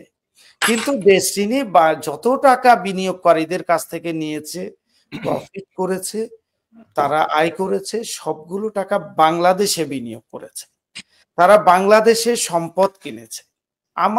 আমি যতদূর ওই ডেস্টিনির উপর পড়াশোনা করেছি জানি, ওদের প্রায় 6,500 একর ল্যান্ড তারা ক্রয় করেছে, তারা কোটি কোটি গাছ লাগিয়েছে। আমাদের আমিন যে কথাটা 1 কোটির উপরে গাছ লাগিয়েছেন, 1 কোটির উপরে গাছ লাগিয়েছেন। জলবায়ু পরিবর্তনের জন্য এটা ব্যাপক ভূমিকা। 45 লক্ষ যুবককে, বেকারকে কর্মসংস্থান তৈরি করেছেন। তো এর থেকে বেশি তো আর কোনো মানুষের ভূমিকা আমি দেখি না। রফিকুল আমিন সরকারকে একটা কথা বলেছেন তখন, যে বাংলাদেশে কোনো এমএলএম পরিচালনার জন্য, মাল্টি লেভেল কোম্পানি পরিচালনার জন্য কোনো আইন নেই, কোনো নীতিমালা নেই। হ্যাঁ, আমাদের ভুল হতে পারে, কোথায় ভুল হয়েছে সেটা দেখিয়ে দেন, আমরা শুধরে নিব। আমরা যদি ভুল করে থাকি আমাদেরকে পানিশমেন্ট দেন, আমরা মাথা পেতে নেব। আমাদের জন্য আইন করে একটা ভবিষ্যৎ পরিকল্পনা তৈরি করে এমএলএম পরিচালনার জন্য একটা নীতিমালা প্রণয়ন করুন। বিদেশে যেমনটি আছে, আমেরিকাতে, ইউরোপে লন্ডনে যেমন আছে সেরকম করুন, কিন্তু আমাদের ফেসিবাদী সরকার সেদিকে নজর না দিয়ে এই ডেস্টিনিকে বন্ধ করে দিয়ে এই ৪৫ কোটি বিনিয়োগকারী, সেই সঙ্গে তাদের ছেলে সন্তান, বাবা মা সহ ৩ কোটি মানুষের রুটি রুজি বন্ধ করে দিয়ে দেশের সঙ্গে রাষ্ট্রদ্রোহিতা করেছেন। এবং যারা এইটার সঙ্গে যুক্ত, বাণিজ্য মন্ত্রী, অর্থমন্ত্রী, তৎকালীন ফ্যাসিস্ট প্রধানমন্ত্রী এবং আরো যারা, এই যে তারেক সিদ্দিক সহ এবং জেনারেল হারুন, এই মানুষটা হচ্ছে চরম সুবিধাভোগী, চরম দুর্নীতিবাজ। উনি ডেস্টিনিতে থেকে মাসে ২০ লক্ষ টাকার সুবিধা নিয়েছেন, গাড়ি, মান্থলি সম্মানী এবং আদার্স অন্যান্য সুযোগ সুবিধা সহ, এবং কয়েক কোটি টাকার উনি শেয়ার নিয়েছিলেন বিনা বিনিয়োগে। এই মানুষটি সব সুযোগ সুবিধা নিয়ে সরকারের সাথে আতাত করে এই ডেস্টিনিকে ধ্বংস করার পেছনে জেনারেল হারুন অনেকাংশে জড়িত, এবং তার আমি আজকে বিচার দাবি করছি।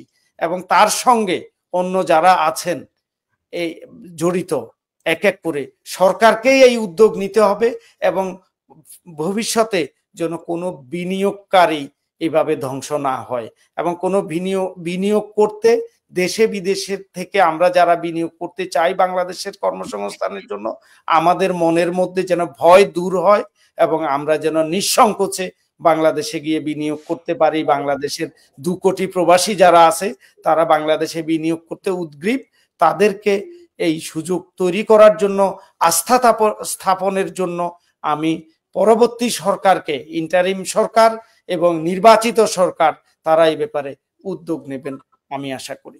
ধন্যবাদ আপনাকে।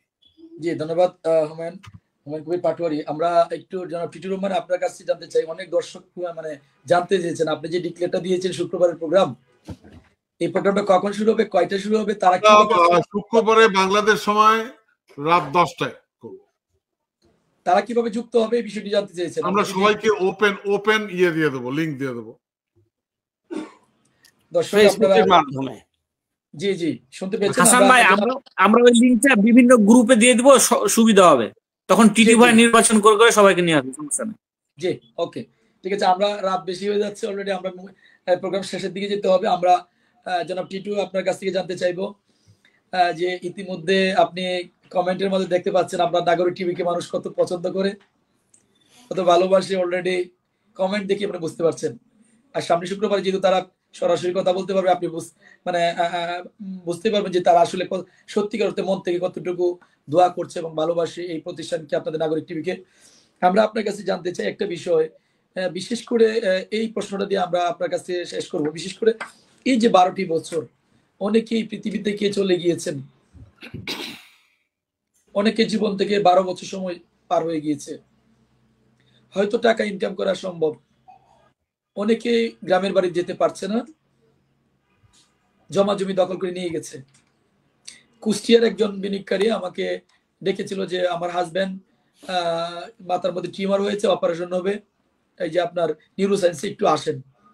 তো আমি যাওয়ার পর তারা কান্নাকাটি এমন ভাবে করেছেন যে আমরা আমাদের জমি জোর করে দখল করে নিয়ে গেছে, এলাকার রাজনৈতিক নেতা যারা আছে তাদেরকে দিয়ে। তারপর আমরা শিক্ষক মানুষ, দুজনে শিক্ষক, মেয়ে এমবিবিএস ডাক্তার, মানে এলাকায় এমন অপদস্থ হয়েছেন একজন শিক্ষক মানুষ হিসাবে, মানে ভাষা প্রকাশ করার মতো না। এখন আমি আপনার কাছে একটু বেশি জানতে চাইবো, এই যে 12টি বছর আসলে তাদেরকে কিভাবে এটার প্রতিদান দেওয়া কিভাবে সম্ভব, আসলে আপনি যদি আমাদের দর্শকদেরকে একটু সান্ত্বনা বাস্তবতার একটু বিষয়ে কথা বলেন।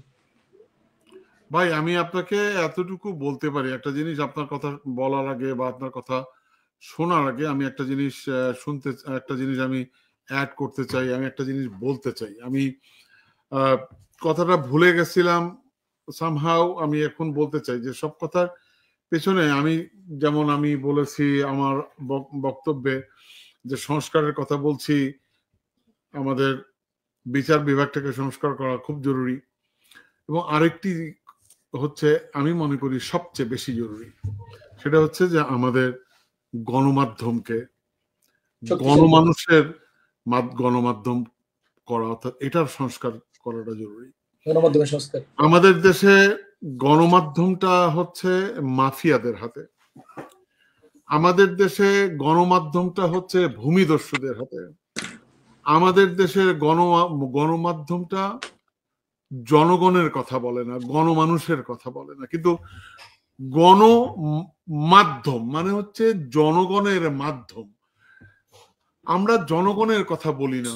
বাংলাদেশে 16 বছর গণমাধ্যমের যে ন্যাক্কারজনক ভূমিকা আমরা দেখেছি। এখন প্রশ্ন হচ্ছে, আপনি যদি বিচার না পান, ন্যায় বিচার না পান, আপনি কোথায় যাবেন? আপনি প্রথমে যাবেন পুলিশের কাছে। আপনার এই পুলিশকে সংস্কার করতে হবে। আপনি তারপরে কার কাছে যাবেন? আপনি প্রেসে যাবেন, সাংবাদিক সম্মেলন করে আপনি জানাবেন আপনার বিরুদ্ধে অন্যায় হয়েছে। নাম্বার 2, তারপর আপনি কোথায় যাবেন? সবশেষ আপনার লক্ষ্য কোথায়? শেষ লক্ষ্য হচ্ছে আপনার আদালতে যাবেন, বিচার বিভাগ, বিচারে যাবেন। আপনি বলেন 16 বছর একটি দেশের গণমাধ্যমকে নিশ্চিহ্ন করে দেওয়া হয়েছে, দালালে রূপান্তরিত করা হয়েছে। চাটুকারিতার অনন্য নজির আমরা দেখেছি। গণমাধ্যম ধ্বংস। তারপরে হচ্ছে আপনি আসেন, কে বলে পুলিশ, ফিনিশ। এখন অনেকে বলে পুলিশের বলে এখন ভয় লাগে, পুলিশ নিজেরা এখন ভয়ের মধ্যে আছে। ওরা নিজেরা ভয়ের মধ্যে আছে, এখন ওরা জনগণের নিয়ে পড়তে দেবে কি করে? তাহলে 16 বছর যে তোরা দ্বন্দ্ব প্রতাপ করলি, 16 বছর যখন যে তোরা এটা করলি, তোরা এটা চিন্তা করলি না যে এটার জন্য তোকে একদিন এটার জন্য পে করতে হবে? এখন প্রশ্ন হচ্ছে, একটা জিনিস মনে রাখতে হবে যে আপনি যেমন করবেন, আপনি ঠিক রিটার্নটাও আপনি ঠিক একই রকম ভাবে পাবেন। তো এখন পুলিশের বলে কি বলে ওটাকে বলে মানে সাহস কমে গেছে। আরে ভাই, এই পুলিশ এখন কি করছে বলেন? ভুয়া মামলা করছে। পুলিশ কি চেঞ্জ হচ্ছে? হয়নি রে ভাই। শত শত ভুয়া মামলা করছে, মামলার বাণিজ্য করছে। আমার কাছে রিপোর্ট আছে, ওর নামে মামলা দিচ্ছে টাকার জন্য। ঠিক আছে? তাহলে এখন আপনি বলেন যে একজনকে সিঙ্গেল আউট করে কোনো লাভ আছে?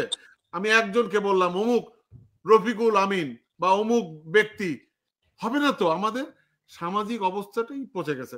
তো এখন আপনি এই 3টা প্রতিষ্ঠানের কথা বলেছি, গণমাধ্যম, পুলিশ এবং বিচার বিভাগে। আমি অনুরোধ করেছি আমরা যে এই মানে অন্তর্বর্তীকালীন সরকার আর কিছু না করুক, এই 3টা সংস্কার জরুরি। কেন বলছি ভাই? আপনাদের 12টা বাজিয়েছে গণমাধ্যম।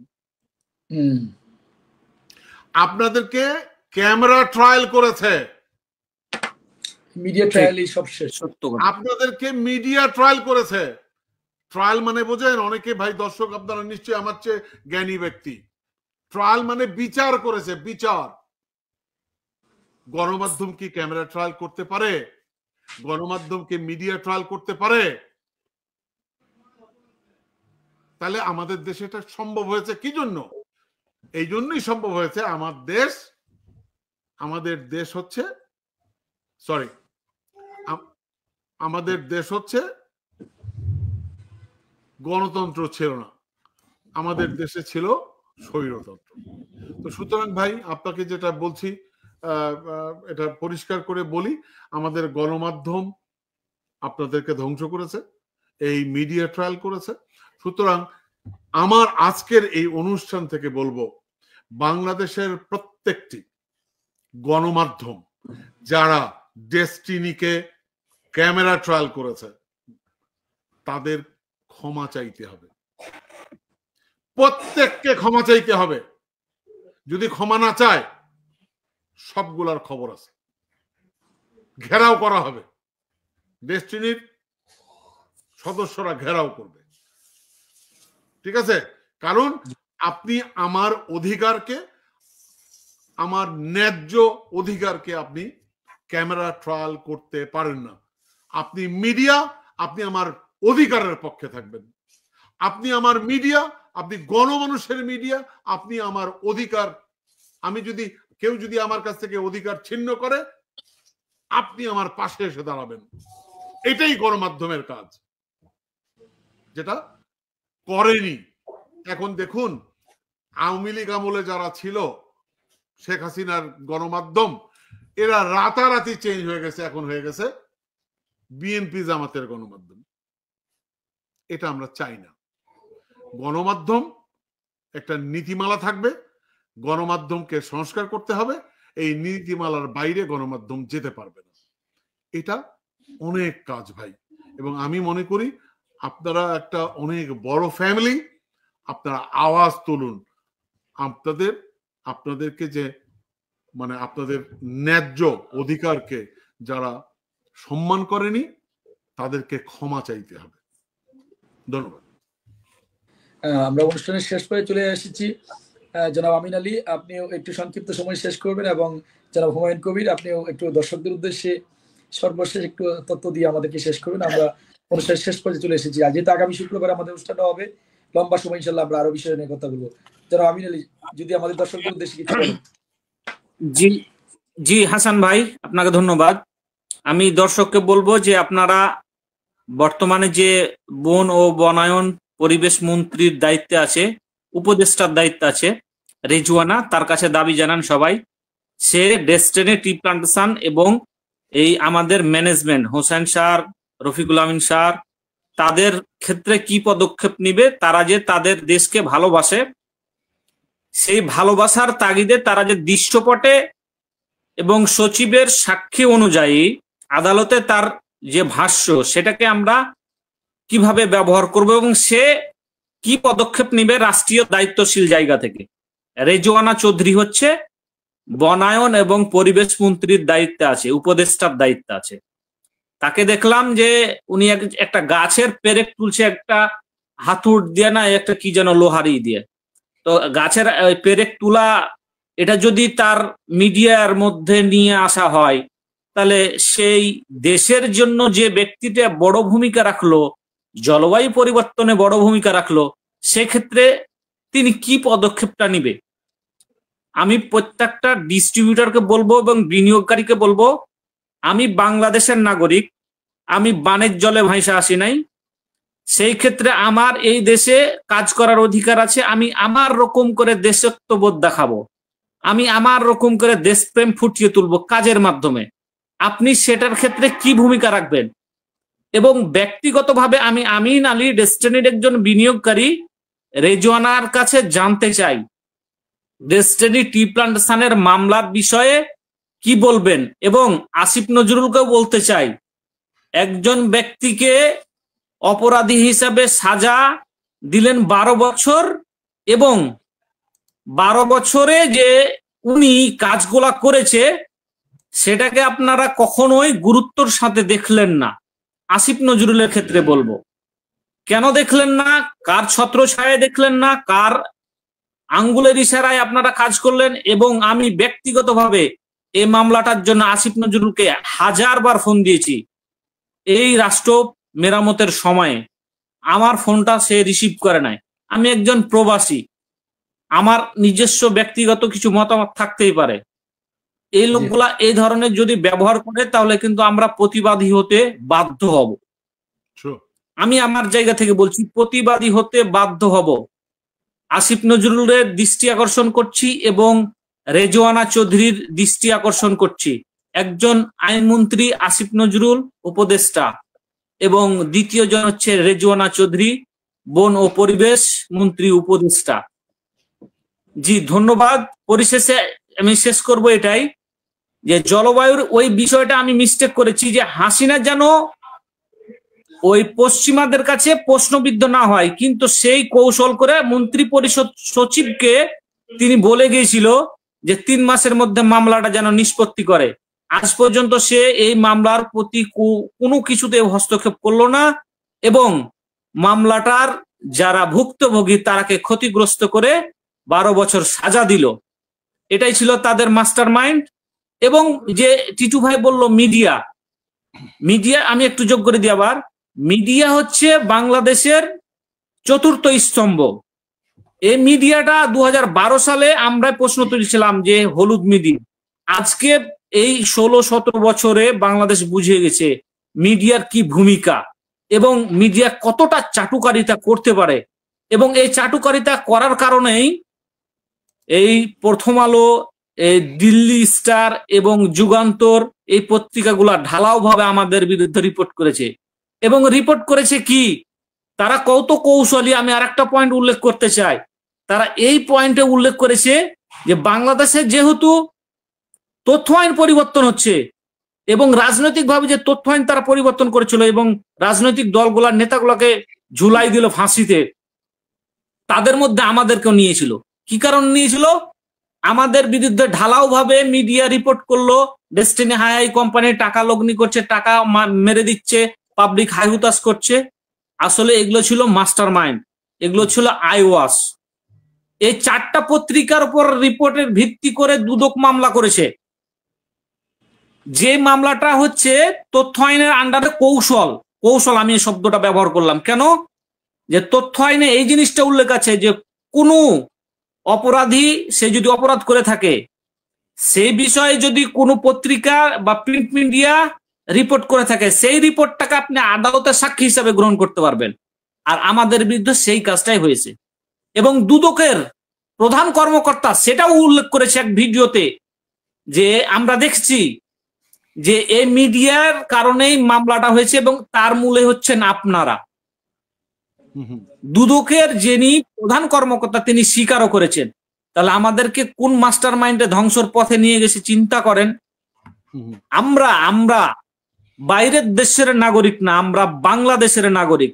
আমি আমার দেশে আমার বুদ্ধি দিয়ে কর্ম করে খাবো, সেখানে আপনারা হস্তক্ষেপ করার কে? তাই বলছি আইনমন্ত্রী এবং আইন উপদেষ্টা এবং পরিবেশ মন্ত্রী, পরিবেশ উপদেষ্টা, আপনারা এই বিষয়গুলা দেখবেন। নাম উল্লেখ করে আমি বললাম। এবং এদের পিছনে আমি বলবো মিডিয়া যেন লেগে থাকে যে এই বিষয়গুলাতে তারা কি হস্তক্ষেপ করছে, তাদের ভূমিকাটা কতটুকু। আমরা দেশের নাগরিক, আমরা 400 কোটি টাকা সরকারকে ভ্যাট এবং ট্যাক্স দিয়েছি ব্যবসা করার পর, কারণ আমরা অন্যায় করিনি। জি ধন্যবাদ টিটু ভাই এবং সাথে হাসান ভাইকে ধন্যবাদ আমাকে এই সুন্দরভাবে এই আপনাদের প্ল্যাটফর্মে কথা বলার সুযোগ করে দেওয়ার জন্য। এবং ডেস্টিনি নিয়ে আমি যতদিন কাজ করব আমি চাই যে আমি দেশের যে আমরা ভূমিকা রাখছি সেটাকে আমরা তুলে ধরবো। জি অসংখ্য ধন্যবাদ। আসসালামু আলাইকুম। জি ধন্যবাদ। আমরা অনুষ্ঠানের শেষ পর্যায়ে চলে আসছি। আমাদের সম্মানিত অতিথি জনাব এস এম হুমায়ুন পাটোয়ারি, কবি পাটোয়ারি, আপনার কাছে আমরা এই বিষয়টি বলে আমরা বিদায় নিব সবার কাছ থেকে। জনাব তারেক সিদ্দিকী এবং এই তারেক সিদ্দিকের মাধ্যমে এই মিডিয়া যে একটা প্রভাব বিস্তার করেছিল ডেস্টিনির বিরুদ্ধে নেগেটিভ তথ্য প্রচার করার জন্য, এটাকে তথ্য সন্ত্রাস বলা যায়। এর মাধ্যমে সারা বাংলাদেশ এবং বাংলাদেশের বাইরে আগে একটু বলি, এক ভাই আমাদের টিপু বোধহয় আছেন আমাদের এখানে। টিপু ভাই আগামী উনি বোধহয় এখানে জয়েন করেছেন। টিপু ভাই আপনাকে অনুরোধ করব আগামী শুক্রবারে আপনারা কথা বলার সুযোগ পাবেন।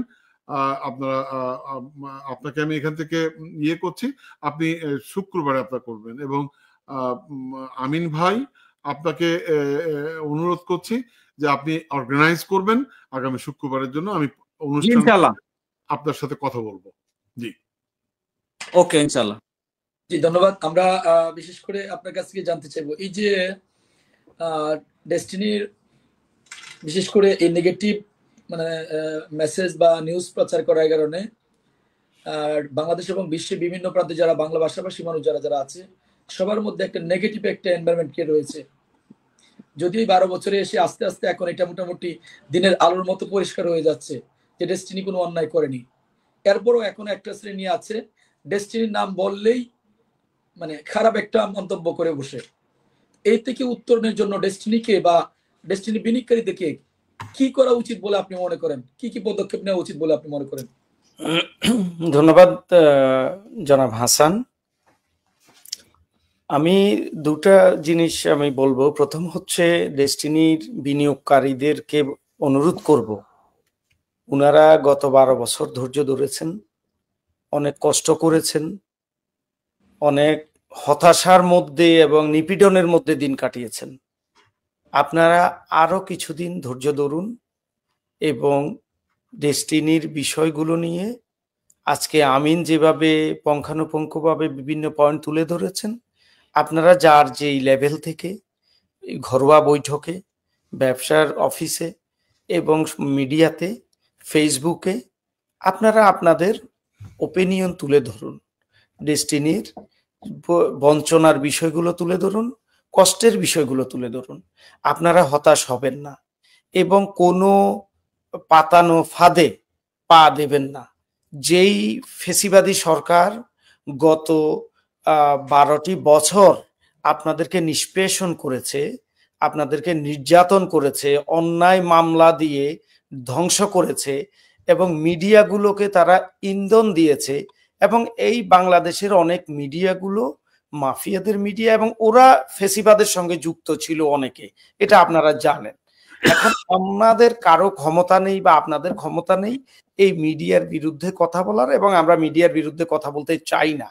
তবে আমরা হাম্বল, আপনারা অনুরোধ করবেন যে আপনারা ফেসিস্ট সরকার কর্তৃক অনুপ্রাণিত হয়ে আমাদের বিরুদ্ধে যে নেগেটিভ নিউজগুলো করেছিলেন, দয়া করে বিভিন্ন মামলার সাক্ষীদের বক্তব্য, তদন্তকারী অফিসারদের বক্তব্য এবং আমাদের বক্তব্য পর্যালোচনা করে আপনারা একটু আমাদেরকে দয়া করুন, আপনারা একটু পজিটিভ নিউজ করুন। আপনারা মিডিয়াকে অভিযুক্ত করবেন না, আমরাও করতে চাই না। মিডিয়া ছাড়া আমরা চলতে পারবো না। এই সমাজ এবং একটি সমাজের উন্নয়নের চালিকা শক্তি হচ্ছে এবং দর্পণ হচ্ছে মিডিয়া। মিডিয়া, আমরা দুর্ভাগ্যজনকভাবে, এটি সত্য, আমরা বিগত 18 বছর এই মিডিয়া ট্রায়ালের মধ্যে আমরা নিষ্পেষিত হয়েছি, আমরা পড়ে গিয়েছি। রাষ্ট্র যেমন এই মিডিয়া ট্রায়ালের শিকার, তেমনি ডেস্টিনিও মিডিয়া ট্রায়ালের শিকার।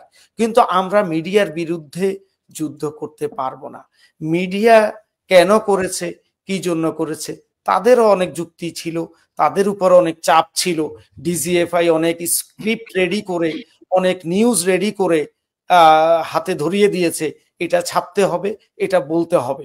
এবং অনেক ডিজিএফআই কর্তৃক নিয়োগকৃত বা সিলেক্টেড অনেক বক্তাকে টেলিভিশনে পাঠানো হতো তাদের পক্ষে এই ঢোলগুলা পিটানোর জন্য, কথা বলার জন্য।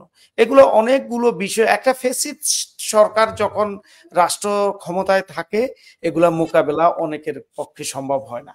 এখন সেই ফেসিবাদী সরকারের দোসর যারা ছিলেন, প্রশাসন এবং তাদের দলীয় লোকজন, তারা বিভিন্ন ইস্যুতে সরকারকে অস্থিতিশীল করার চেষ্টা করছেন। তারা একবার হিন্দু হয়ে মাঠে নামছেন, একবার মেথর হয়ে মাঠে নামছেন, একবার তারা বিভিন্ন ওয়েতে মাঠে নামছেন।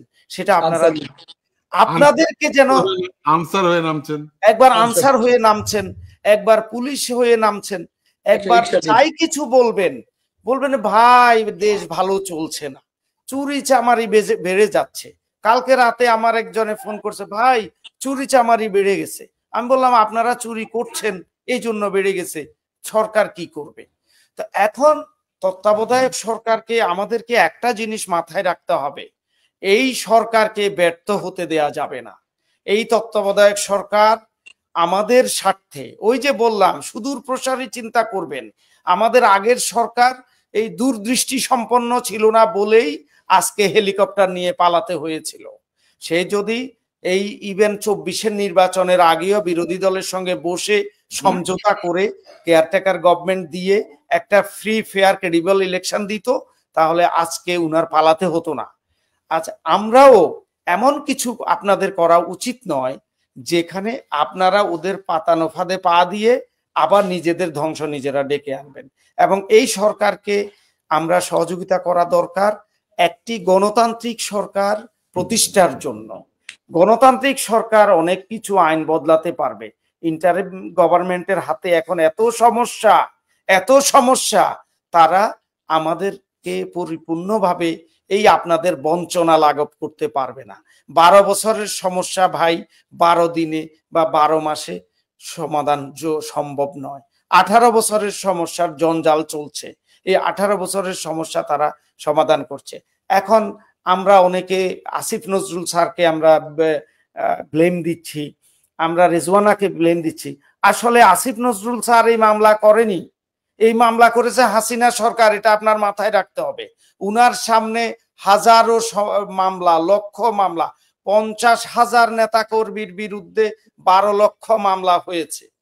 এই 12 লক্ষ মামলার মধ্যে আপনি দেখুন, বেগম খালেদা জিয়ার মামলাটা জরুরি না রফিকুল আমিনের মামলা জরুরি, তারেক রহমানের মামলা জরুরি না আমার মামলা জরুরি? প্রায়োরিটি বেসিসে উনি কাজ করছেন, আমরা উনাকে সহযোগিতা করতে হবে। এই ইন্টারিম ডক্টর ইউনূস স্যারের যে বিশ্বজয়ী যে সম্মান, এই সম্মান আমরা ক্ষুণ্ণ করব না, ক্ষুণ্ণ করতে পারি না। এই বিষয়টি মাথায় রেখে আমাদেরকে কথা বলতে হবে, আমাদেরকে এগিয়ে যেতে হবে। এবং যদি কোনো আন্দোলন করেন, নিয়মতান্ত্রিক সুশৃঙ্খল আন্দোলন করবেন, কোনো রকমের কারো প্রেসক্রিপশনে আপনারা শান্তি বিঘ্ন ঘটাবেন না। ধন্যবাদ। আমি হুমায়ুন ভাইটার সাথে একটু যোগ করি। হুমায়ুন ভাই যেটা বলেনি সেটা হচ্ছে যে অনেকে বদনাম করবে, অনেকে অনেক ধরনের মন্তব্য করবে, খারাপ খারাপ মন্তব্য করবে, এটাই ওই যে বললাম ওদের পাতানো ফাঁদে পা দিবেন। আপনাদের কাজের মধ্যে, অর্থাৎ কাজ দিয়ে এটার জবাব দেবেন। হ্যাঁ, আমি এটাতে আমি নিজে এটার জন্য একদম পারদর্শী। কেন? কারণ আপনি যখন পাবলিকের হয়ে কথা বলবেন, আপনি যখন পাবলিক ফিগার হবেন, আপনার পা ধরে, আপনার প্যান্ট ধরে, আপনার জামা ধরে টানাটানি করবে। কিন্তু প্রশ্ন হচ্ছে উত্তরটা দিতে হবে কাজ করে। আপনারা কাজ করুন, আপনারা কার্যক্রম শুরু করুন, দেখবেন সবার মুখ বন্ধ হয়ে যাবে। যারা খারাপ কথা বলছে, দুর্নাম করছে, তাদের সকলের মুখ বন্ধ হয়ে যাবে। আমি এটাতে বিশ্বাস করি। আমি আরেকটু 30 সেকেন্ড অ্যাড করি। আমাদের অন্তর্বর্তী সরকারের প্রধান ডক্টর ইউনূস স্যার, দেখবেন উনি কথা কম বলেন কিন্তু কাজ বেশি করেন। উনি কাজের মাধ্যমে প্রমাণ করবেন, আমি বিশ্বাস করি এবং আমি আশাবাদী। ডক্টর ইউনূস স্যারকে আমাদের রিড করতে হবে। আপনারা যেমন অনেক বিষয় নিয়ে অনেক সূক্ষ্ম গবেষণা করেন, অনেক চিন্তা করেন, এবং আমাদের আমিন ভাইয়ের মতো একজন মানুষ কত সুন্দর চিন্তা করে দেশ নিয়ে, জনগণ নিয়ে, সরকার নিয়ে, মানুষ নিয়ে। ইউনূস স্যারকে নিয়ে একটু পড়াশোনা করবেন আপনারা সবাই। উনার যেই অতীত, উনার যে বিশ্বব্যাপী সম্মান, উনি বাংলাদেশের রাষ্ট্রপ্রধানের চেয়ে 100টা বেশি রাষ্ট্রপ্রধানের সম্মান উনি অর্জন করেছেন এবং সম্মান উনার আছে। এই সম্মান উনি নষ্ট হতে দিবেন না। উনি ঠিকই সময় মতো একটি সুষ্ঠু, সুন্দর, গ্রহণযোগ্য নির্বাচনের মাধ্যমে একটি জাতিকে গণতান্ত্রিক সরকার উপহার দিয়ে উনি চলে যাবেন। এখন উনার বিরুদ্ধে আবেগে আপ্লুত হয়ে আমার মনে হয় আমাদের কোনো কথা বলা উচিত নয়। আমাদের তত্ত্বাবধায়ক সরকার, এই ইন্টারিম গভর্নমেন্টকে আমাদের সহায়তা করা উচিত এবং আমাদের ভালো দিকগুলো, টিটু ভাই যেটা বললেন, ডেস্টিনির যে ভালো দিকগুলো, যে বঞ্চনাগুলো, যে ডিসক্রিমিনেশন গুলো আছে, সেগুলো তুলে ধরবেন জাতির সামনে, কাজের মাধ্যমে প্রমাণ করবেন যে আমরা কি, আপনারা কি ছিলেন এবং ফিউচারে কি করতে চান। ডেস্টিনিকে রক্ষা করলে, ডেস্টিনির মামলা তুলে নিলে, ডেস্টিনির অ্যাকাউন্ট রিলিজ করে দিলে সরকারের কি উপকার হবে, আপনাদের কি উপকার হবে, জনগণের কি উপকার হবে এবং দেশের কি উপকার হবে, সেই বিষয়গুলো বেশি বেশি করে তুলে ধরবেন। ধন্যবাদ। জি, ধন্যবাদ সম্মানিত দর্শক এবং যারা আজকের আমাদের সম্মানিত অতিথি যারা ছিলেন। আমরা আপনাদের সাথে সর্বশেষ যে বিষয়টি নিয়ে আমরা আলোচনা শেষ করতে চাই। আমরা শুরু করেছিলাম যে ডেস্টিনি বিনিয়োগকারীদের অর্থ ফেরত প্রক্রিয়া শুরুতে 4টি বাধা, যেটিতে একটা দৈনিক ডেস্টিনিতে আমাদের একটা প্রতিবেদন আসছিল। সেই প্রতিবেদনে 4টি বাধার কথা উল্লেখ করা হয়েছিল। এর মধ্যে অন্যতম একটি বাধা ছিল যে ডেস্টিনির ব্যাংক হিসাব খুলে দেওয়া, সম্পদগুলা অবমুক্ত করে ডেস্টিনির এমডি জনাব রফিকুল আমিন এবং মোহাম্মদ হোসেন এই ম্যানেজমেন্টের হাতে রিলিজ করে দেওয়া। লাস্ট যেটা ছিল যে আদালত থেকে এই সম্পদগুলো এবং এই বিনিয়োগকারীদের টাকা পয়সা ফেরত দেওয়ার ব্যাপারে তাদেরকে সকল প্রকার আইনি সমস্যা অনুমতি প্রদান করা।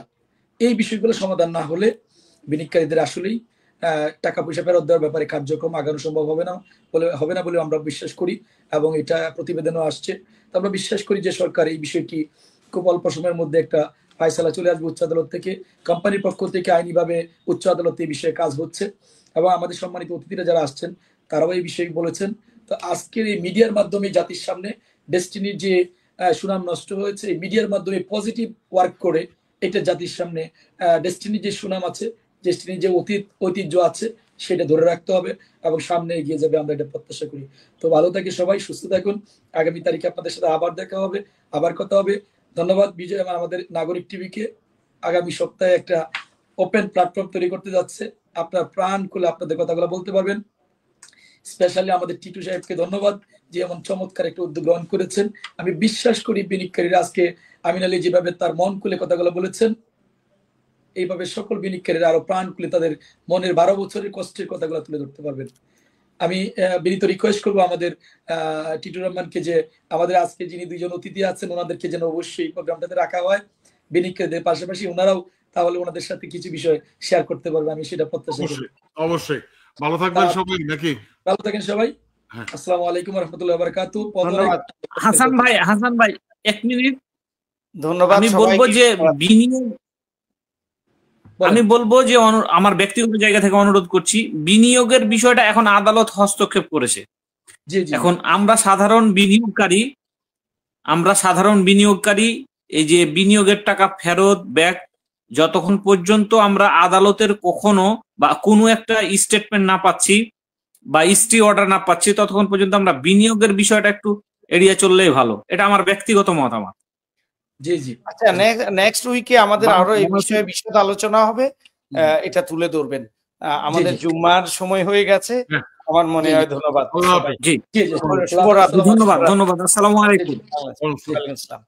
ভুলে যাই আমি, ভুলে যাও তুমি, ভুলে যাও পুরো জাতি, কিভাবে মানুষ মরছে অকালে, কিভাবে কেটেছে রাতি। আমি ভুলে যাই কিভাবে বুলেটে ছিদ্র করেছে মুগ্ধকে, তুমি ভুলে যাও আবু সাইদের বিশ্বাসে ভরা বুকটাকে।